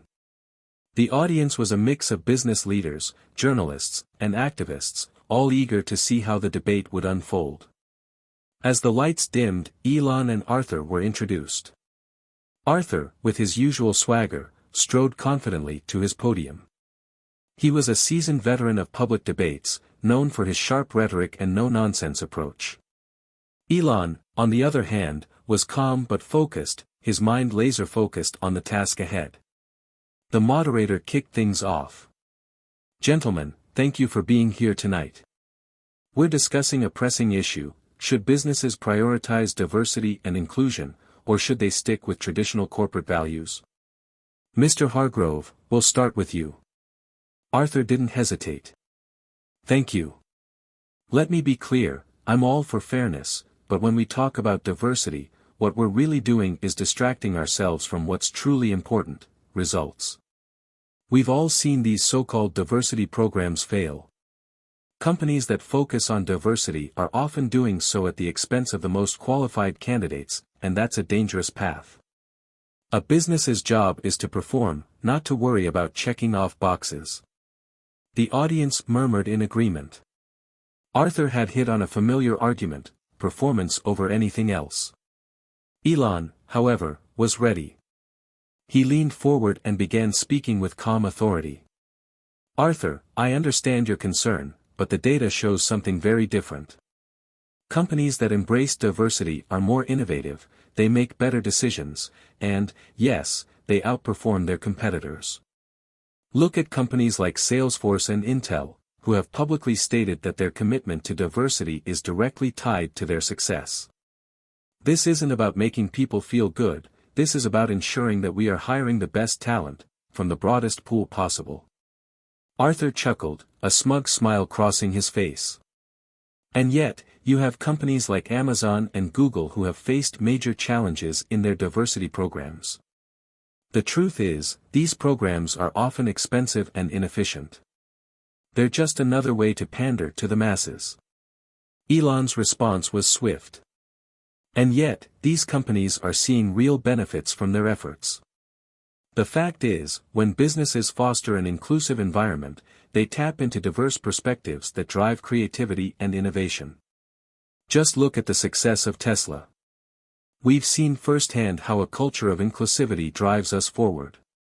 When we invest in people, we invest in success." Arthur was visibly irritated, but he pressed on. "So, you're telling me that businesses should prioritize inclusivity even when it risks alienating their core customers? It's a dangerous path, Elon. We need to focus on performance, on results." Elon's eyes hardened as he prepared for his final argument. "Arthur, you're right that performance matters. But you're wrong in thinking that diversity is incompatible with results. It's precisely because we focus on inclusion that we can achieve the best results. You don't achieve excellence by narrowing your scope, you achieve it by expanding it. The debate continued for several more rounds, but it was clear to most of the audience that Elon had made his point. The facts spoke for themselves. By the time the debate ended, Arthur was visibly frustrated, while Elon remained calm, confident in his message. As the cameras stopped rolling, the immediate reaction was mixed. The commentators would spend hours analyzing the arguments, but the overall sentiment was clear: Elon had won the debate. His evidence, his calm demeanor, and his unwavering belief in the future of inclusive business had resonated with the audience in a way that Arthur's rhetoric simply hadn't. But even as the applause faded and the buzz of victory started to settle in, Elon knew that the real work was just beginning. The resistance would not disappear overnight.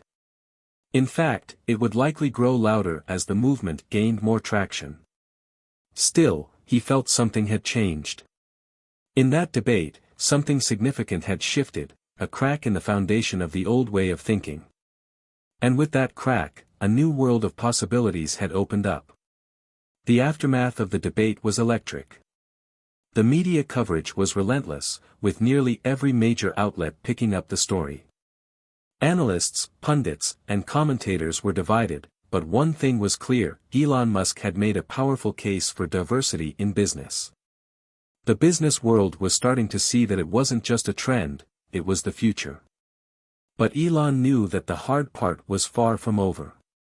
Winning a debate was one thing, changing the ingrained mindset of an entire industry was something else entirely.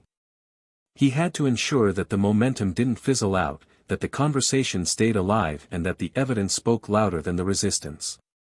A few days after the debate, Elon met with Sarah and the rest of the Equal Opportunity Project team at Tesla's headquarters. The mood in the room was optimistic, but everyone knew that the real challenge lay ahead. "We've got the attention of the world," Elon said, standing at the head of the conference table, "but now we need to take this beyond the conversation. We need action." Sarah, who had been diligently monitoring the fallout from the debate, spoke up. "Elon, there's been a significant uptick in interest. Companies are reaching out, some for consultation, others for collaborations. But we need to make sure we're prepared. This is a huge opportunity, and we need to guide them through it carefully." Elon nodded. "I've been thinking about this. We need a framework, a step-by-step guide for businesses to implement diversity initiatives that actually work, not just for show." "I agree," Sarah replied. "We've seen too many diversity programs that are surface level. We need to help businesses build sustainable, long-term changes." Elon's eyes sparkled with determination. "Exactly. It's about making diversity a part of the business DNA, not just an HR initiative. It needs to be reflected in every aspect of a company, from hiring to leadership, from marketing to customer service. It has to be ingrained in the culture." The team worked late into the night, drafting a new initiative, a comprehensive diversity accelerator program. This program would not only offer training and consultation but also track real, measurable progress for companies that committed to the change. It would be a multi-tiered framework that included setting diversity goals, implementing bias reduction strategies, fostering inclusive leadership, and continuously reviewing and adjusting policies based on results. Elon was excited about the prospect, but he also knew that it wouldn't be easy. There would be pushback from many corners. He was already seeing signs that some of his corporate peers were starting to question whether this was a battle worth fighting. Arthur Hargrove had issued a formal statement following the debate, claiming that the push for diversity was a distraction and that businesses like Tesla were pandering to political correctness.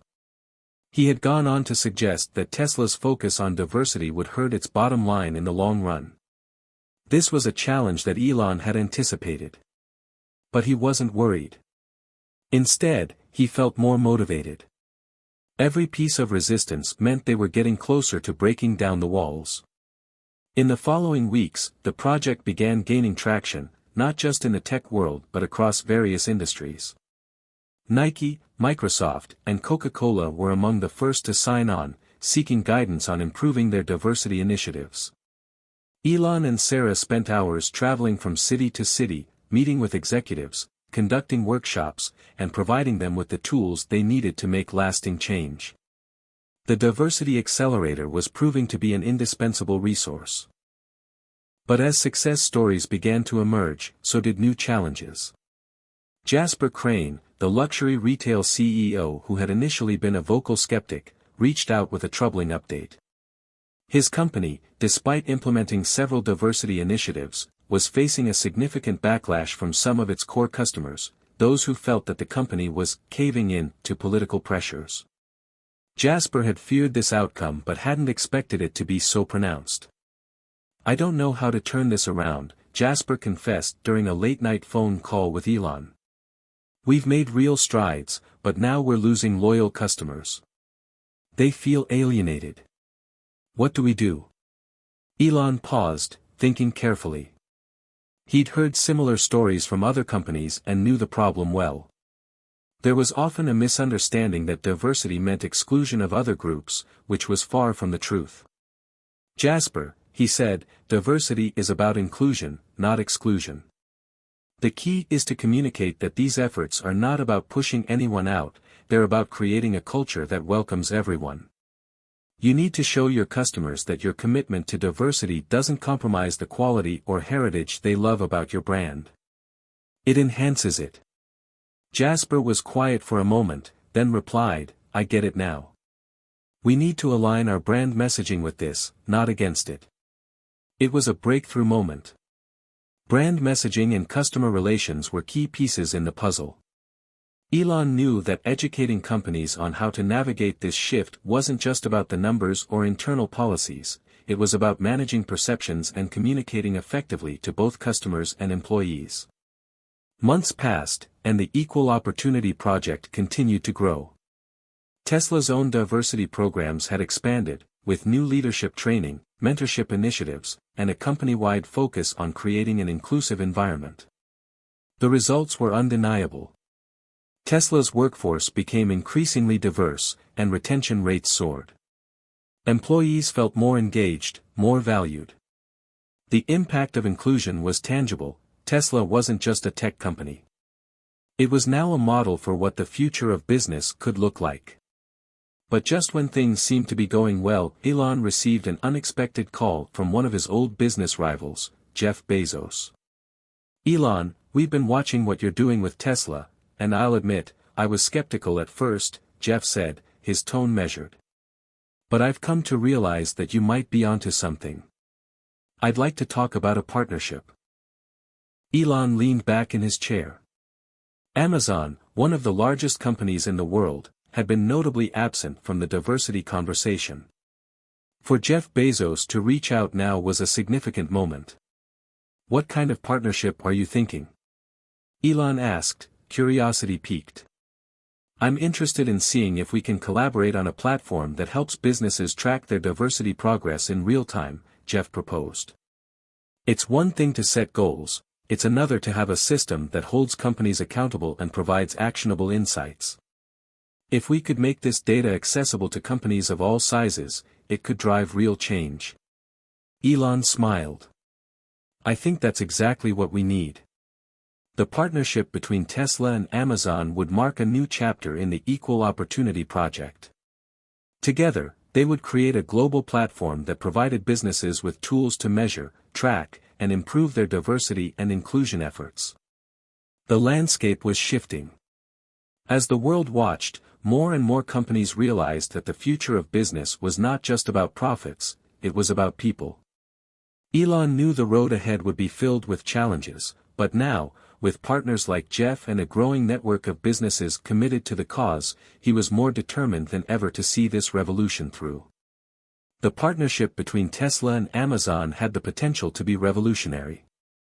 By combining their strengths, Elon and Jeff Bezos were able to create something that had never existed before, a comprehensive, real-time diversity and inclusion tracking platform that could be adopted by companies of all sizes. They called it Inclusion IQ. The concept was simple but powerful: a cloud-based software solution that allowed businesses to track their progress on diversity goals, manage hiring and retention data, and access resources to foster more inclusive workplaces. Inclusion IQ was built on the belief that true progress could only happen when companies could see the data firsthand and understand where they were falling short. As the platform began to roll out, Elon and Jeff could see the immediate effects. Within weeks, hundreds of companies had signed up, eager to be part of the change. From startups to Fortune 500 giants, the business world was beginning to embrace the idea that diversity was no longer just a nice-to-have, but a must-have. But while the early response was overwhelmingly positive, the resistance was still out there, lurking. Critics of the diversity movement had been quiet for a while, but now, with a game-changing tool like Inclusion IQ on the market, they began to rally once more. Some of the loudest voices came from business leaders who had been forced to confront the fact that they were lagging behind. One such leader was Margaret Lee, CEO of a luxury hotel chain with properties around the world. Margaret had built her company into a global empire, and her success had been based on a formula of exclusivity, traditional values, and high-end service. The idea that diversity was a key to continued success was something she vehemently disagreed with. "I've spent years cultivating a brand that appeals to a certain demographic," Margaret said during an interview with a business news outlet.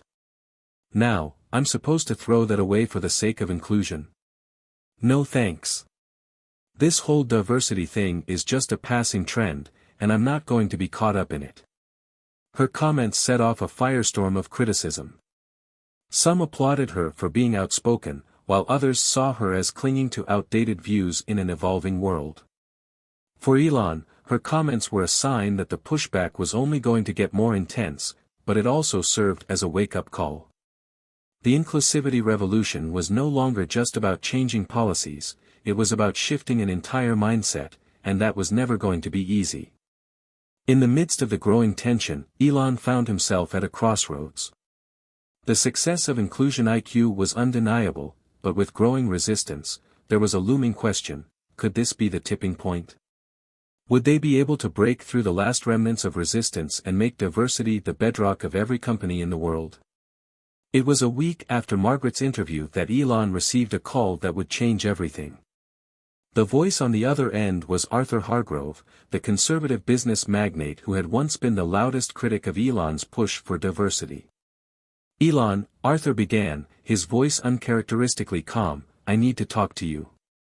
We need to have a conversation about your platform." Elon's eyebrows shot up. "Arthur? Asking for a conversation?" "I'm listening," Elon replied, cautiously. "I've been watching what you're doing, and I can't deny it any longer. You've built something real here, Inclusion IQ. And the more I think about it, the more I realize that I've been wrong." Elon took a moment to absorb this. Arthur Hargrove, admitting he was wrong. It felt surreal. But there was no mistaking the sincerity in his voice. "I've always believed that business is about performance, about results," Arthur continued. "But I'm beginning to see that if you exclude a large portion of the talent pool, you're limiting your own potential. I've seen companies that have embraced diversity do better. It's undeniable." Elon leaned forward. "So, what does this mean?" "I'm not saying I'm a complete convert," Arthur said with a sigh. "But I'm willing to meet with you and explore how we can integrate Inclusion IQ into our company. We've got to start somewhere." Elon smiled. This was a pivotal moment. The very person who had once been one of the fiercest opponents to his vision was now acknowledging its validity. It felt like a breakthrough. "Let's set something up," Elon said. "I think you'll see firsthand how it can change things." As the news of Arthur's change of heart began to spread, the business world took notice. If Arthur Hargrove, a man known for his no-nonsense approach to business, was willing to embrace diversity, then perhaps this wasn't just a passing trend. The conversation was shifting. No longer was it about whether diversity was important, it was about how to do it effectively. Elon knew that this was the beginning of the final phase in the fight to change corporate culture. The resistance was still there, but the cracks in its foundation were growing. With Arthur, Margaret, and others beginning to reconsider their stance, the tipping point had finally arrived. Weeks later, Arthur Hargrove publicly announced that his company was partnering with Tesla and Amazon to integrate Inclusion IQ into their operations. He admitted that it was a difficult decision but one that he believed was necessary for the company's long-term success. "I've spent years running my company a certain way," Arthur said in a press conference. "But I can no longer ignore the fact that the world is changing. If we're going to remain competitive, we need to evolve too." Elon couldn't help but feel a sense of pride. The road had been long, and it hadn't been easy, but seeing someone like Arthur make such a public commitment to change felt like a major victory. It was a victory not just for the Equal Opportunity Project but for the future of business itself. As the wave of support for Inclusion IQ continued to build, Elon reflected on how far they had come. What had started as a small idea, a way to ensure that businesses embraced the power of diversity, had now become a global movement. But even as the tide turned in their favor, Elon knew that the true challenge was only just beginning. The journey toward a fully inclusive business world wouldn't be completed overnight. The resistance, while weaker than before, was still there, lurking beneath the surface. And yet, with every new partnership, every company that signed up for Inclusion IQ, he could feel the world changing. The future was coming, and it was diverse, inclusive, and boundless. Elon had seen the tipping point. And now, he was ready to lead the charge toward a new era of business. With the success of the Inclusion IQ platform, Elon Musk had achieved what many thought was impossible. The corporate world, once resistant to the idea of diversity as a foundational element of success, was now beginning to embrace it wholeheartedly. But despite the outward momentum and the growing list of companies signing on, the path to widespread change was far from smooth. As the number of users of Inclusion IQ grew, so did the complexity of managing its impact. In every industry, from technology to retail, companies were facing internal struggles that went unnoticed by the public eye. The data collected by the platform told one story, but the human side of that story was filled with challenges. Elon, though proud of the progress made, understood that true change required more than just numbers. It required shifting mindsets, navigating cultural clashes, and overcoming the deep-seated biases that had existed for decades. One afternoon, Elon was meeting with Sarah, the leader of the Equal Opportunity Project, to discuss the feedback they had received from companies using Inclusion IQ. The reports were a mix of success stories and sobering realities. "I've been going through the data," Sarah began, her voice tinged with concern. "There's a lot of progress being made, but there are also some companies that are struggling to implement the diversity strategies effectively. They're checking the boxes, but the culture is still lagging behind." Elon nodded thoughtfully. "I've seen that. It's one thing to track metrics, but it's another to change people's hearts and minds. How are the employees reacting?" "It's a mixed bag," Sarah replied. "Some employees are thrilled with the changes, they feel seen, heard, and valued. But for others, it's a difficult adjustment. They've spent years working in environments where diversity wasn't prioritized, and they're struggling to accept the new culture." Elon leaned back in his chair. "I guess that's the hard truth we're facing. Change is never easy, especially when it challenges the status quo. But we have to stay the course. The work we're doing is bigger than any one company, it's about shaping the future of business, period." "But what happens when the change is too much for some people to handle?" Sarah asked. "When the resistance comes from within the company itself? When leaders say they support diversity, but their teams push back?" Elon sighed. "I think that's where the real challenge lies. We can't force change, we can only offer the tools and support. The rest is up to each company's leadership to make the hard choices. But I won't lie, it's frustrating." Meanwhile, across the country, Margaret Lee, CEO of the luxury hotel chain that had once publicly criticized diversity initiatives, was facing her own internal struggles. Despite her agreement to partner with Tesla and Amazon and adopt Inclusion IQ, she had encountered resistance from within her own ranks. A week after the announcement, she found herself in an emergency meeting with her senior management team. The room was tense as Margaret tried to address the growing concerns about the diversity program she had agreed to implement. "I understand that this is a difficult transition," Margaret began, "but it's necessary for the future of our company. We cannot ignore the changing landscape of the hospitality industry. Our customers expect us to lead on this issue." One of her senior executives, Ronald, a longtime veteran of the company, was quick to speak up. "But Margaret, this is not who we are. We've built a brand around luxury and exclusivity, and this diversity initiative feels like it's going to water down what we've worked so hard to create." "I understand your concerns," Margaret said, trying to maintain a calm tone. "But we're not changing the core of our brand. We're expanding it. We're bringing in new voices, new perspectives. This will make us stronger, not weaker." Ronald wasn't convinced. "I'm telling you, Margaret, we're going to lose our loyal customers. The ones who come here because of the exclusivity and the culture we've built.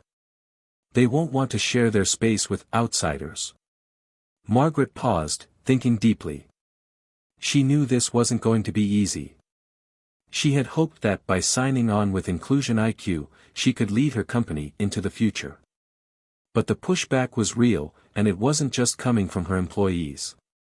It was coming from her loyal clientele too. Despite her doubts, she knew she couldn't turn back now. She had already committed to the change. The conversation about diversity wasn't a passing trend, it was here to stay, and if her company was going to survive and thrive in the future, she would need to find a way to bring everyone on board. "I'm not saying this is going to be easy," Margaret said firmly, "but we can't afford to ignore the world around us. We're not just competing against other luxury brands anymore. We're competing against a global, interconnected world that demands inclusivity. I won't let us fall behind." Ronald remained silent, but Margaret could see the skepticism in his eyes. This wasn't over. The battle for the hearts and minds of her employees, and her customers, was just beginning. Back at Tesla, Elon was meeting with the executive team to review the progress of Inclusion IQ. He had expected some challenges, but as Sarah had pointed out, the internal resistance was stronger than anticipated. "We knew this would be a tough sell," Elon said, looking around the room.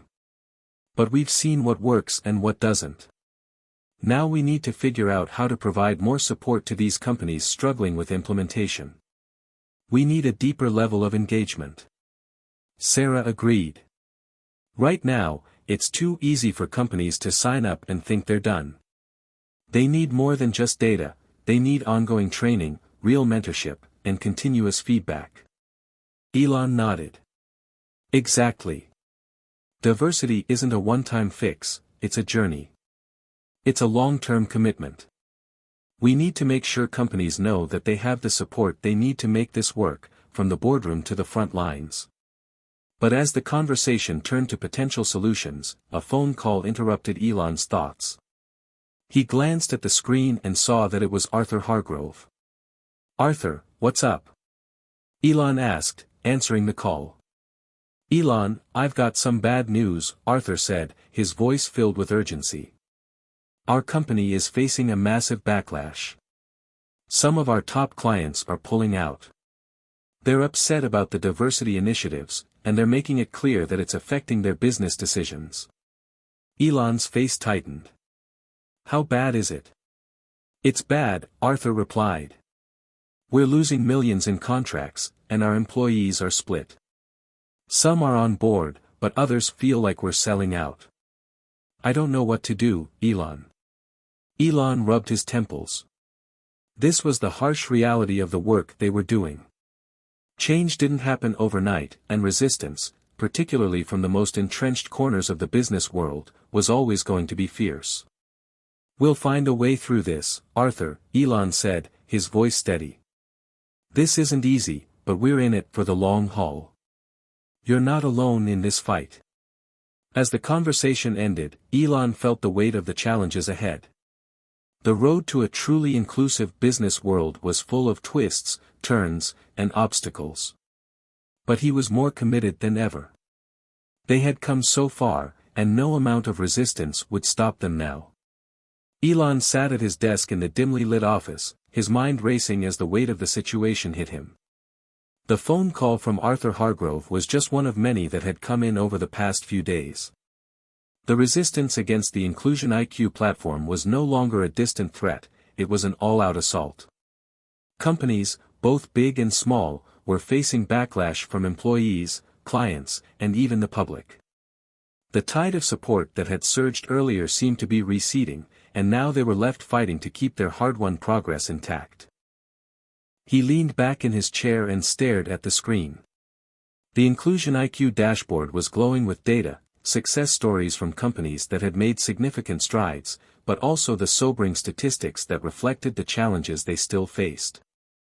There were negative trends, unintended consequences of diversity initiatives. Businesses that had jumped on board too quickly, without enough preparation or understanding, were now struggling to navigate the social and cultural shifts they had triggered. Maybe we moved too fast, Elon muttered to himself, his fingers rubbing the bridge of his nose. His mind couldn't stop replaying the struggles of his colleagues, from Arthur's company losing major contracts to Margaret Lee facing backlash from her loyal clientele. The complexities of human behavior, the resistance to change, it was more than just numbers. The heart of the problem lay within the culture of each company, its people, and its ingrained values. Elon knew that Inclusion IQ had the potential to change the corporate world for the better, but they were now at a tipping point. They had built something powerful, but it felt fragile in the face of resistance. This wasn't just a technical issue, it was a cultural war. He snapped back to reality when Sarah entered the room, her expression weary but determined. "We need to talk," she said, her tone serious. "I've just come from a meeting with our team. We're facing more problems than we anticipated." Elon gestured for her to sit. "I know. Arthur's company is losing clients, Margaret's dealing with protests from her customers, and some of our own employees are starting to question whether we're doing the right thing. What's our next move?" Sarah took a deep breath. "I think we need to rethink our approach. I've been reviewing the feedback, and it's clear that we've been pushing companies to adopt Inclusion IQ without enough preparation. They don't have the internal systems in place to make it work. The culture is still resistant." Elon's eyes narrowed. "What do you suggest?" "We need to scale back a little. Instead of expecting immediate, widespread adoption, we should start focusing on smaller, more manageable shifts. Give companies more tools to ease them into the transition. We need to offer in-depth training programs, consultative services, and real-time support. They need guidance through every step, not just software." Elon rubbed his chin. This wasn't the plan he'd envisioned. He'd hoped for rapid, large-scale change, but now it was clear that they had to approach this more cautiously. This was a marathon, not a sprint. "You're right," he said after a moment of silence. "But we can't back down. We can't give up on the bigger vision. It's too important." "I agree," Sarah replied. "But we need to manage expectations. We need to show that progress is possible, but it won't happen overnight. I think that's where we've been failing. People expect instant results, but this is a process." Elon stood up, pacing around the room. He had always been a visionary, someone who pushed boundaries and sought quick solutions. But Sarah was right, they were up against years, even decades, of deeply embedded beliefs about what business success looked like. The journey toward diversity and inclusion was long, and it required more than just software and policies, it required patience, understanding, and a willingness to engage with resistance in a meaningful way. Meanwhile, across the country, Margaret Lee had been forced to confront the very real consequences of her decision to embrace Inclusion IQ. She had been hopeful that the move would place her company at the forefront of industry innovation, but the backlash had been swift. Her customer base, mostly wealthy, high-end clients, was increasingly vocal in their dissatisfaction with the new diversity initiatives. Many of them felt that the brand was diluting its exclusive appeal by embracing a more inclusive approach. Some even threatened to take their business elsewhere, choosing to stay at competitors that hadn't made such changes. But Margaret refused to back down. She knew she had made the right choice for the long-term health of her company. She had committed to Inclusion IQ, and now she had to convince both her clients and her employees that this wasn't just a passing trend. It was the future.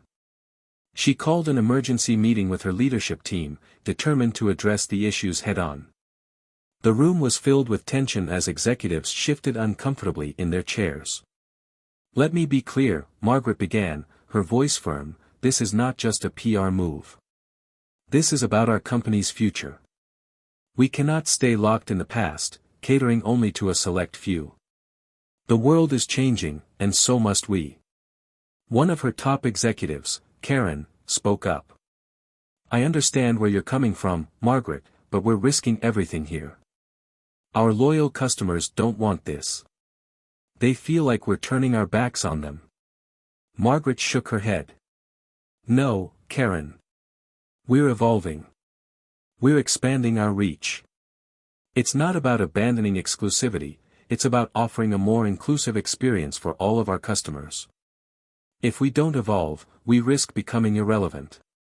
Karen's expression softened, but it was clear that she was still uncertain. "I agree with the idea, Margaret, but we need to be careful. This kind of shift requires time and careful messaging. If we don't handle it right, we could lose everything we've worked for." Margaret nodded, her mind racing. "We need to bring our clients into the conversation. Let them see the benefits of inclusivity, both for them and for the broader community. We can't just announce these changes without context." She paused, the gravity of the situation settling in. This wasn't just about keeping clients happy, it was about changing the very essence of the company. She had started this journey with the best intentions, but now she needed a clear plan to guide her through the storm. Back in Tesla's headquarters, Elon was sitting with his senior team, discussing the feedback they had gathered from the hundreds of companies now using Inclusion IQ.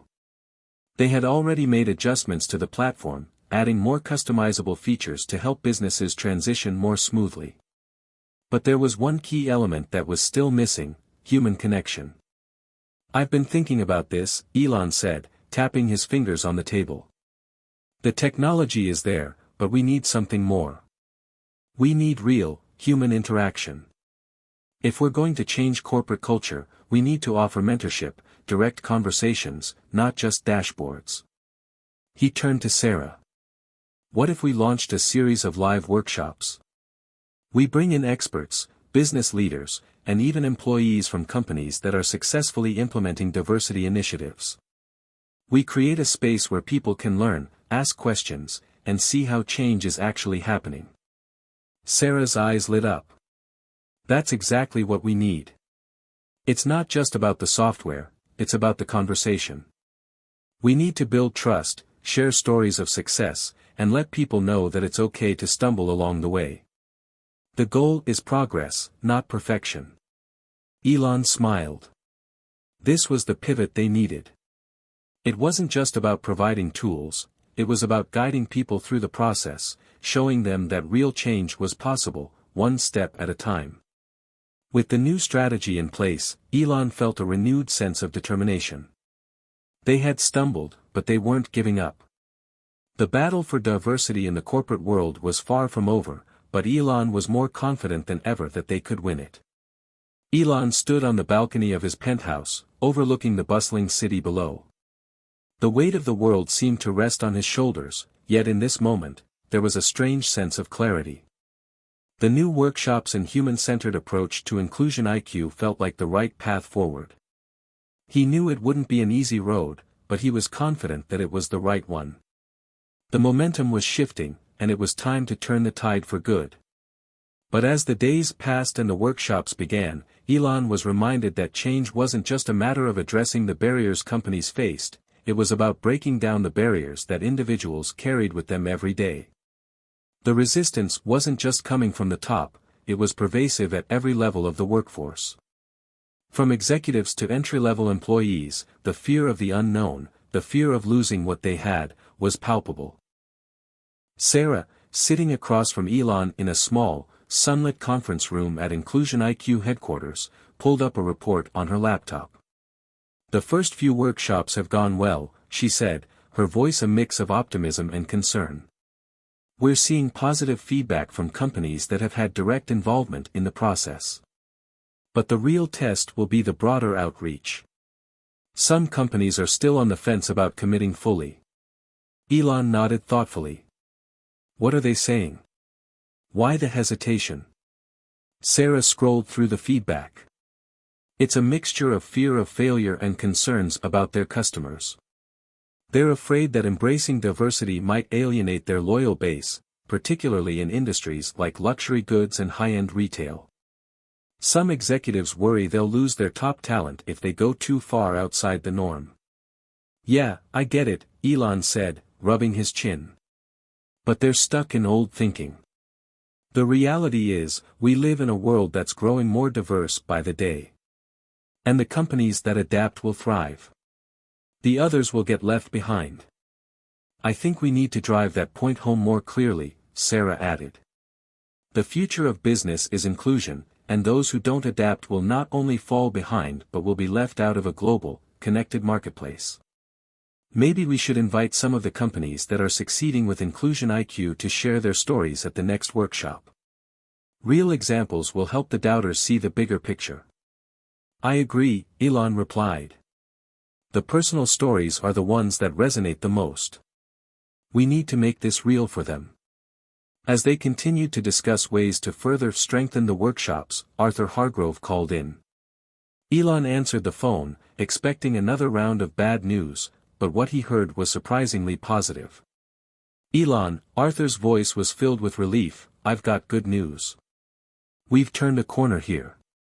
After we participated in the first Inclusion IQ workshop, things started to change. It wasn't just the data, it was the personal stories. It got the team talking, really talking, about diversity and how they could make a difference." Elon smiled. "That's great to hear. What happened? What changed?" "We started implementing small, tangible steps. The employees could see how these changes weren't just theoretical, they were happening right in front of them. And that made all the difference. There was some resistance, but as more people shared their stories, it became clear that the benefits far outweighed the fears. Now we're seeing better team cohesion, stronger relationships with customers, and we've even started attracting new clients who care about these values." Elon felt a surge of pride. "That's fantastic, Arthur. I knew it would take time, but hearing this makes it all worth it." "Don't get me wrong," Arthur said, "there's still work to do. But it's a start. We're seeing the ripple effect, the positive impact is growing, and the company culture is beginning to shift." "Good," Elon replied, "that's exactly what we want. Keep it up. This is just the beginning." Meanwhile, Margaret Lee, struggling with her luxury hotel chain's transition to inclusivity, had just received a scathing letter from one of her oldest clients, a high-profile billionaire who had been loyal to her brand for years. The letter expressed disappointment, accusing Margaret of betraying the exclusivity that made the hotel unique. The billionaire threatened to pull all of his business and personal bookings unless she reversed course. Margaret sat down at her desk, the weight of the letter heavy in her hands. This wasn't just a letter, it was a blow to everything she had worked for, and she knew it. She had always prided herself on delivering a product that catered to a very specific, wealthy clientele. But the more she read the letter, the more she realized that her client's view was based on an outdated notion of what exclusivity meant. She stood up and walked over to the large window, looking out over the city. Her mind raced with ideas and emotions. The pressure was immense, but Margaret knew she couldn't give up. Her vision for the future of the hotel chain wasn't about abandoning luxury, it was about redefining it. Inclusivity wasn't the opposite of exclusivity. It was a new kind of luxury that celebrated diversity, that invited people from all walks of life to enjoy the experience, not just the privileged few. Determined, Margaret drafted a response. She expressed her commitment to maintaining the hotel's high standards while also embracing a more inclusive and forward-thinking approach. She highlighted the benefits of creating an environment that reflected the world's diversity, emphasizing that the best luxury experiences would always be those that made guests feel welcome, seen, and valued. She also offered an exclusive, private event for her high-profile clients, where they could learn more about the changes and why they would benefit from them. She didn't know if it would change the billionaire's mind, but she was certain it was the right path forward. Back at Tesla's headquarters, Elon was reviewing the latest metrics from the Inclusion IQ workshops when he got a message from his assistant. It was an urgent note. "Elon, you need to talk to Margaret Lee. She's having a hard time with the backlash." Elon's mind raced. He knew how difficult things were for Margaret right now, but he also knew she had the strength to pull through. Still, the weight of what they were all facing, this was a collective battle, not just one person's fight. He quickly dialed Margaret's number. "Margaret," he said when she picked up. "How are you doing?" "I'm hanging in there," she replied, though Elon could hear the exhaustion in her voice. "I've just received some harsh feedback from a longtime client. They're threatening to leave unless I reverse course on the inclusivity initiatives." "I know it's tough," Elon said gently. "But you've got the right vision. The future of luxury hospitality is inclusivity. You're not just changing your company, you're changing the industry. You can't back down now." "I'm not going to back down," Margaret said, a hint of determination returning to her voice. "But it's hard, Elon. It's hard when people you've worked with for years turn on you. It's hard when it feels like you're losing everything you've built." "I know," Elon replied. "But trust me, this is just the beginning. You're going to make it through this. And when you do, you'll be stronger, and so will your company. The road won't be easy, but we're in this together." Margaret smiled softly. "Thanks, Elon. I needed to hear that." Elon nodded, feeling the weight of the collective journey they were all on. This was no longer just about implementing a software platform, it was about changing minds, transforming industries, and redefining success itself. As the weeks passed, the pressure on Elon and his team at Inclusion IQ continued to intensify. Despite the positive momentum from the workshops, they were still facing immense challenges. A few companies that had once been eager to implement the platform now expressed hesitation, citing internal resistance. The larger corporations were stuck in their old ways, hesitant to embrace the deeper cultural changes necessary to create true inclusivity. For Elon, this moment felt like a pivotal point in the fight. He sat in the conference room with Sarah and the rest of the leadership team, reviewing the latest data from the workshops. The feedback was mixed, but one thing was clear: their progress was slower than expected. Companies that had made significant strides were still experiencing growing pains, while others had backed off entirely. The landscape was more complicated than they'd anticipated. "Every day feels like a race against time," Sarah said, tapping a pencil nervously against the table. "I've been reading the feedback. Some businesses have embraced Inclusion IQ wholeheartedly, while others are struggling to even get started." Elon leaned back in his chair, his mind processing Sarah's words. "I'm hearing the same thing. There's a lot of talk about diversity, but it's not translating into real change. People want the result, but they're not willing to do the work." Sarah's brow furrowed as she continued. "And then there are those companies that are downright resistant. They're treating it like a trend, something that will pass if they wait long enough. They're clinging to the status quo, and it's slowing us down." Elon's eyes narrowed in thought. "We can't afford to wait. We're on the cusp of something huge here, but if the world doesn't buy into this movement, we won't be able to push it forward." The tension in the room was palpable. Elon had always been the one to push forward, break through barriers, and take risks. But this felt different. This was more than just a product launch or a new business venture, it was a mission, a cause. The stakes were higher than he had ever imagined. "Maybe we've been approaching this the wrong way," Elon said, his voice calm but resolute. "Instead of pushing businesses to make sweeping changes all at once, maybe we need to meet them where they are. Start with small wins.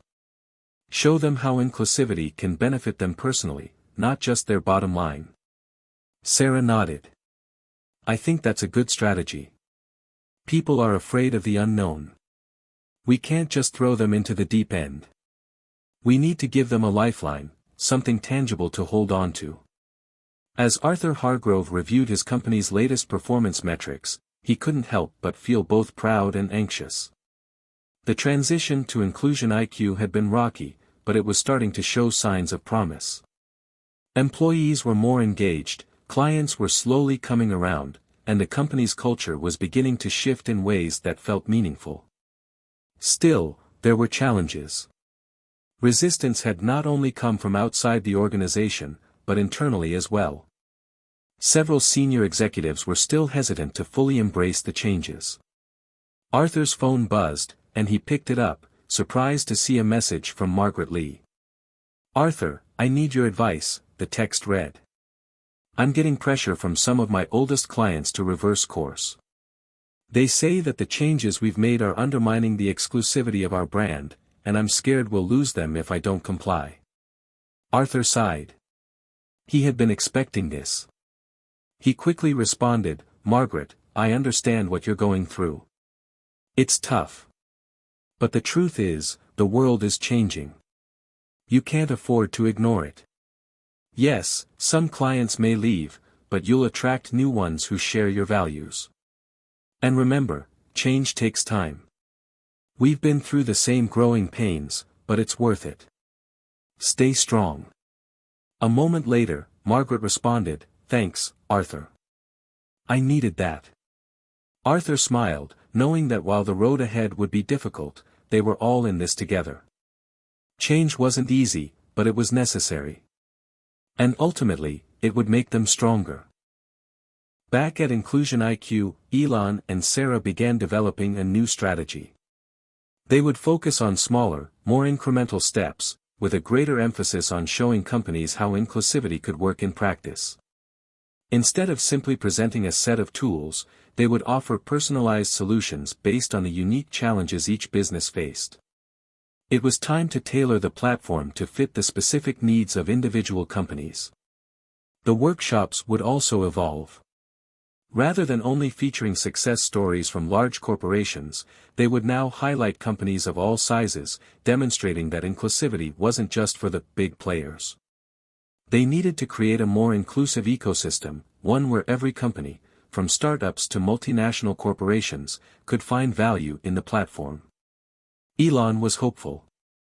This shift felt right. He knew that the road ahead would be long, but with the right approach, they could lead the charge toward a more inclusive future.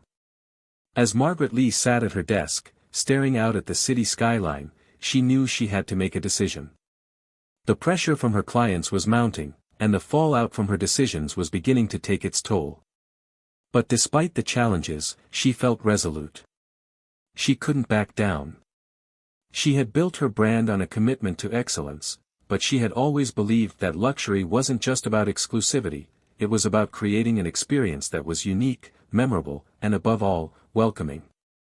Inclusivity didn't mean sacrificing the high standards that had made her hotel chain successful, it meant enhancing them. With newfound determination, she drafted a public response, explaining her commitment to both the high standards of her brand and the inclusivity initiatives she had put in place. She invited clients to attend an exclusive event, where they could see firsthand the positive changes taking place within the company.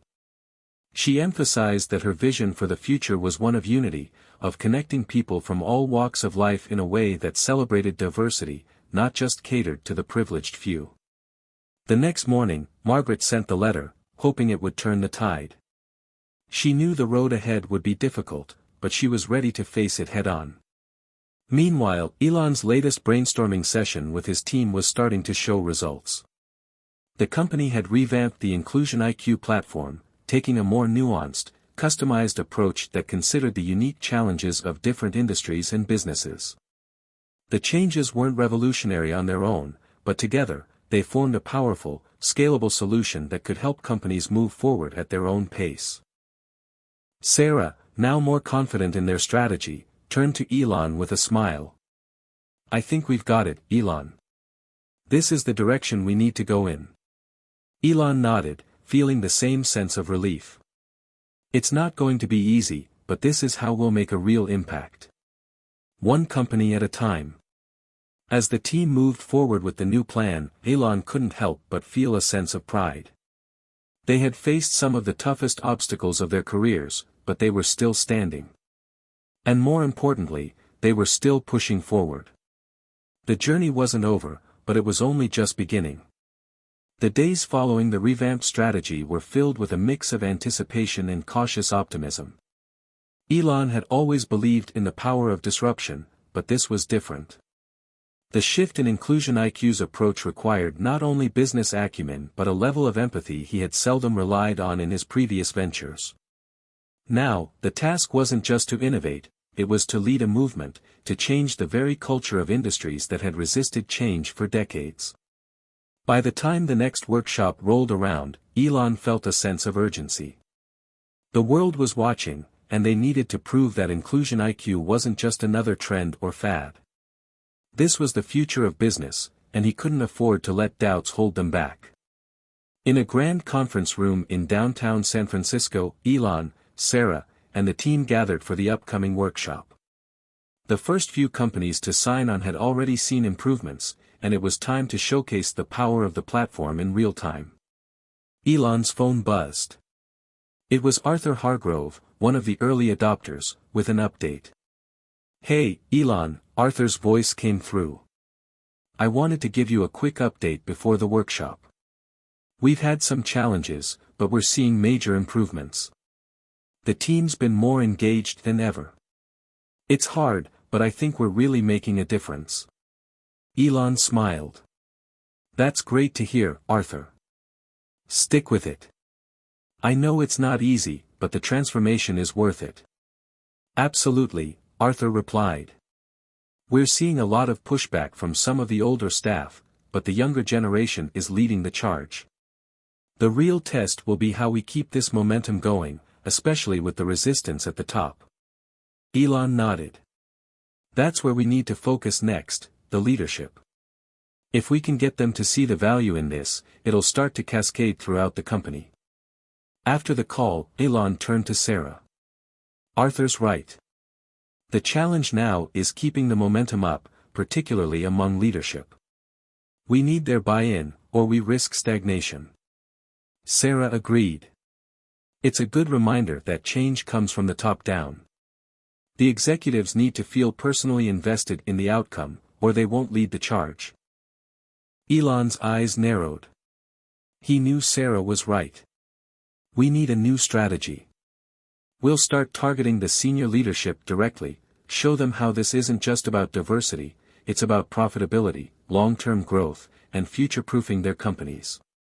The workshop began, and Elon stood at the front of the room, facing an audience of CEOs, senior executives, and business leaders. He could sense the skepticism in the air, but he also saw the glimmer of curiosity. This was a critical moment. He needed to break through. "Thank you for being here today," Elon began, his voice steady but filled with conviction. "We're living in a moment of incredible change. Business as usual is no longer enough. The world is shifting, and the companies that embrace change, who welcome diversity, inclusion, and innovation, will be the ones that thrive." He paused, letting his words sink in. "We're not here to push a trend. We're here to show you how inclusivity can drive real business results. Inclusion IQ isn't just a platform. It's a movement. A movement that is about more than just hiring a more diverse team or creating a more inclusive environment. It's about creating a business that can adapt, grow, and succeed in a rapidly changing world." The room was quiet, the energy palpable. Elon could feel the skepticism still lingering, but now, it was tinged with curiosity. Change is hard, he continued, but it's the only way forward. Companies that refuse to adapt will be left behind. But those who embrace this new reality will not only survive, they will lead. This isn't just about meeting a quota. It's about creating a culture where everyone feels valued, where innovation thrives, and where customers are treated with respect and dignity. Elon's voice grew stronger, more passionate. Imagine what your company could look like when you bring in voices from all walks of life, when you allow fresh perspectives to shape your future. The results will speak for themselves. Inclusion isn't a trend, it's the future of business. And the companies that lead the way will be the ones shaping the world for years to come. Margaret Lee, who had been sitting in the front row, listening intently, could feel the weight of Elon's words. She had already made the decision to push forward with her own inclusion efforts, but hearing him speak about the long-term benefits of inclusivity reinforced her resolve.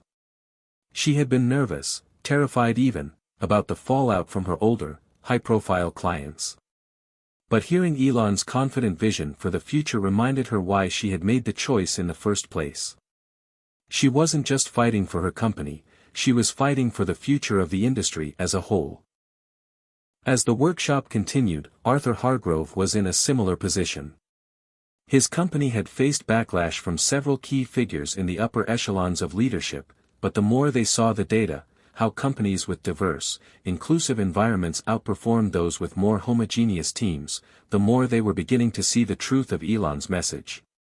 After the event, Sarah caught up with Elon. "That went really well. We had a lot of executives approach us after the session.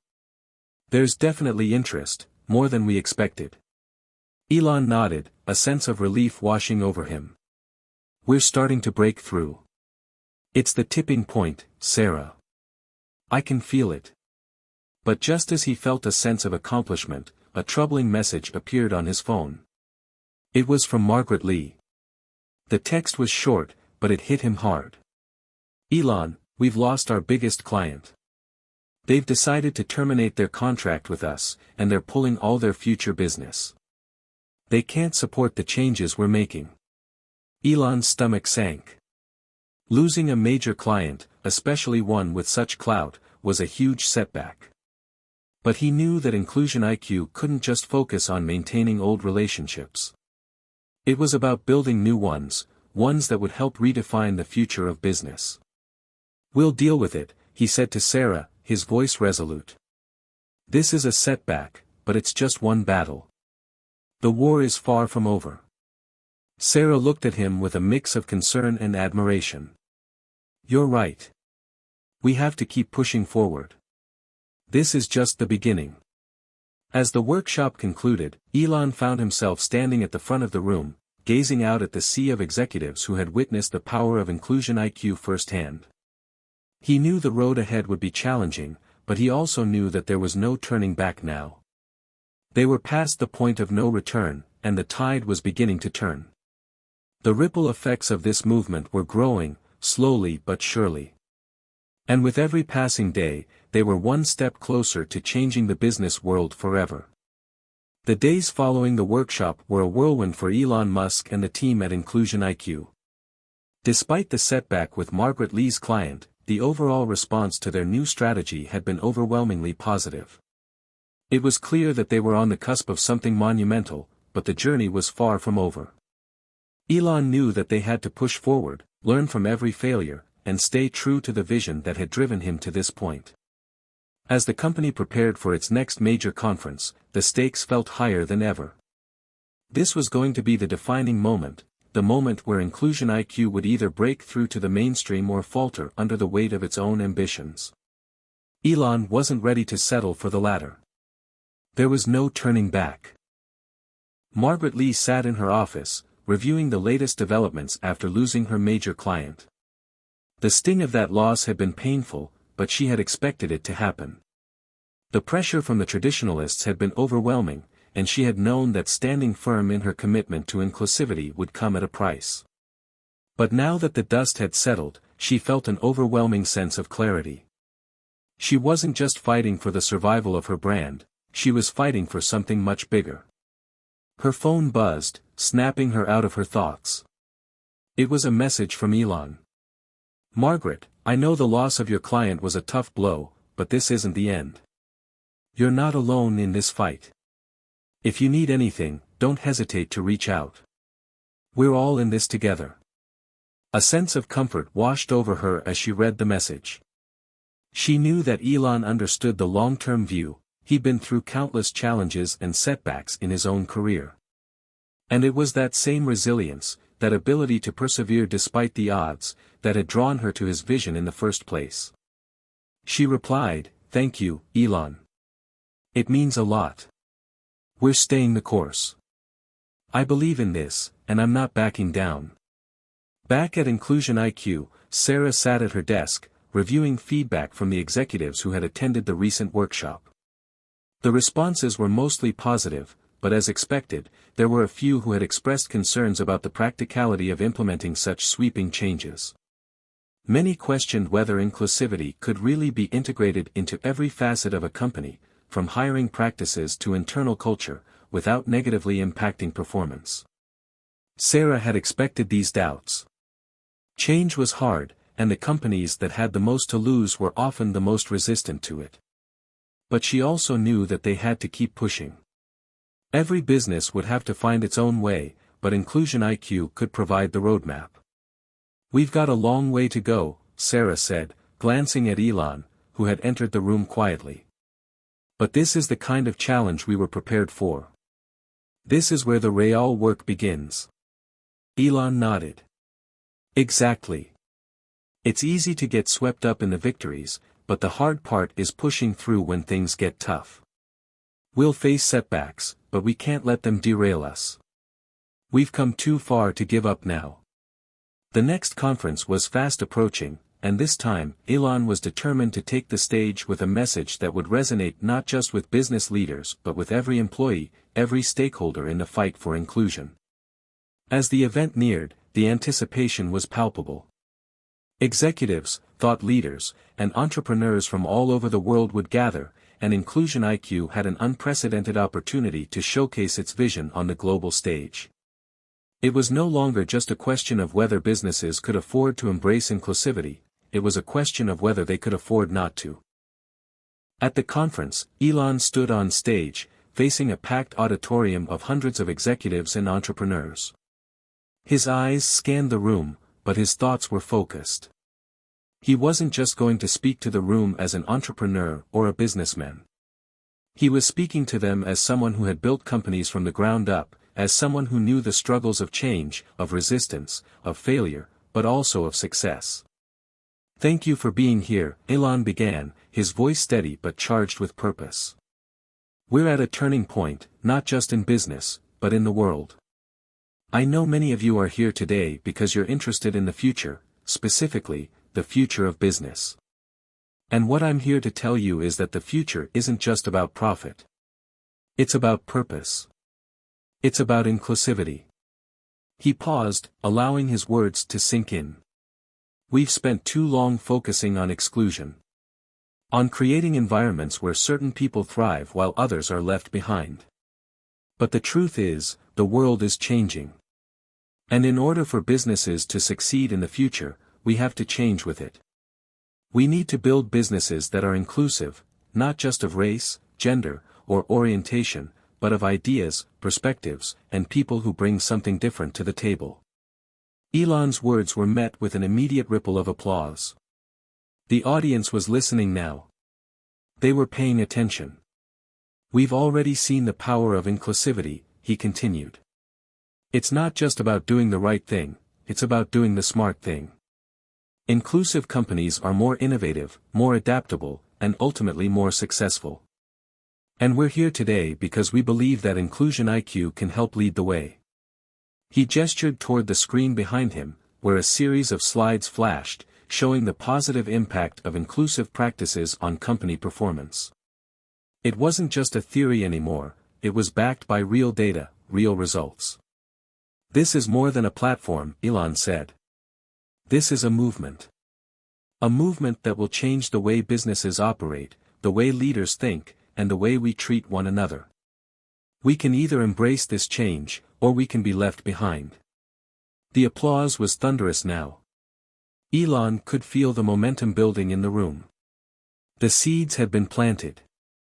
After the conference, Inclusion IQ received an overwhelming amount of interest from companies across the world. The tide was shifting. CEOs and executives who had been skeptical before were now reaching out, eager to implement Inclusion IQ strategies in their own companies. It was clear that the movement was growing. But the real turning point came when the first major corporation publicly announced its commitment to a company-wide overhaul, embracing inclusivity at every level. The announcement sent shockwaves throughout the industry. It was a moment of triumph, not just for Inclusion IQ, but for everyone who had believed in this cause. As Elon sat in his office, reflecting on the journey that had brought him here, he felt a sense of fulfillment. There was still so much to do, so many more companies to help, and so much more change to make. But for the first time, he felt like the world was truly ready for the change they had been working toward. The future was unfolding, and it was a future built on inclusivity, equality, and the recognition that every voice, every perspective, had something valuable to offer. Hit subscribe and leave a comment with where you're watching from. This story might just spark a new beginning. What's one thing that always pushes you forward, even when things get tough?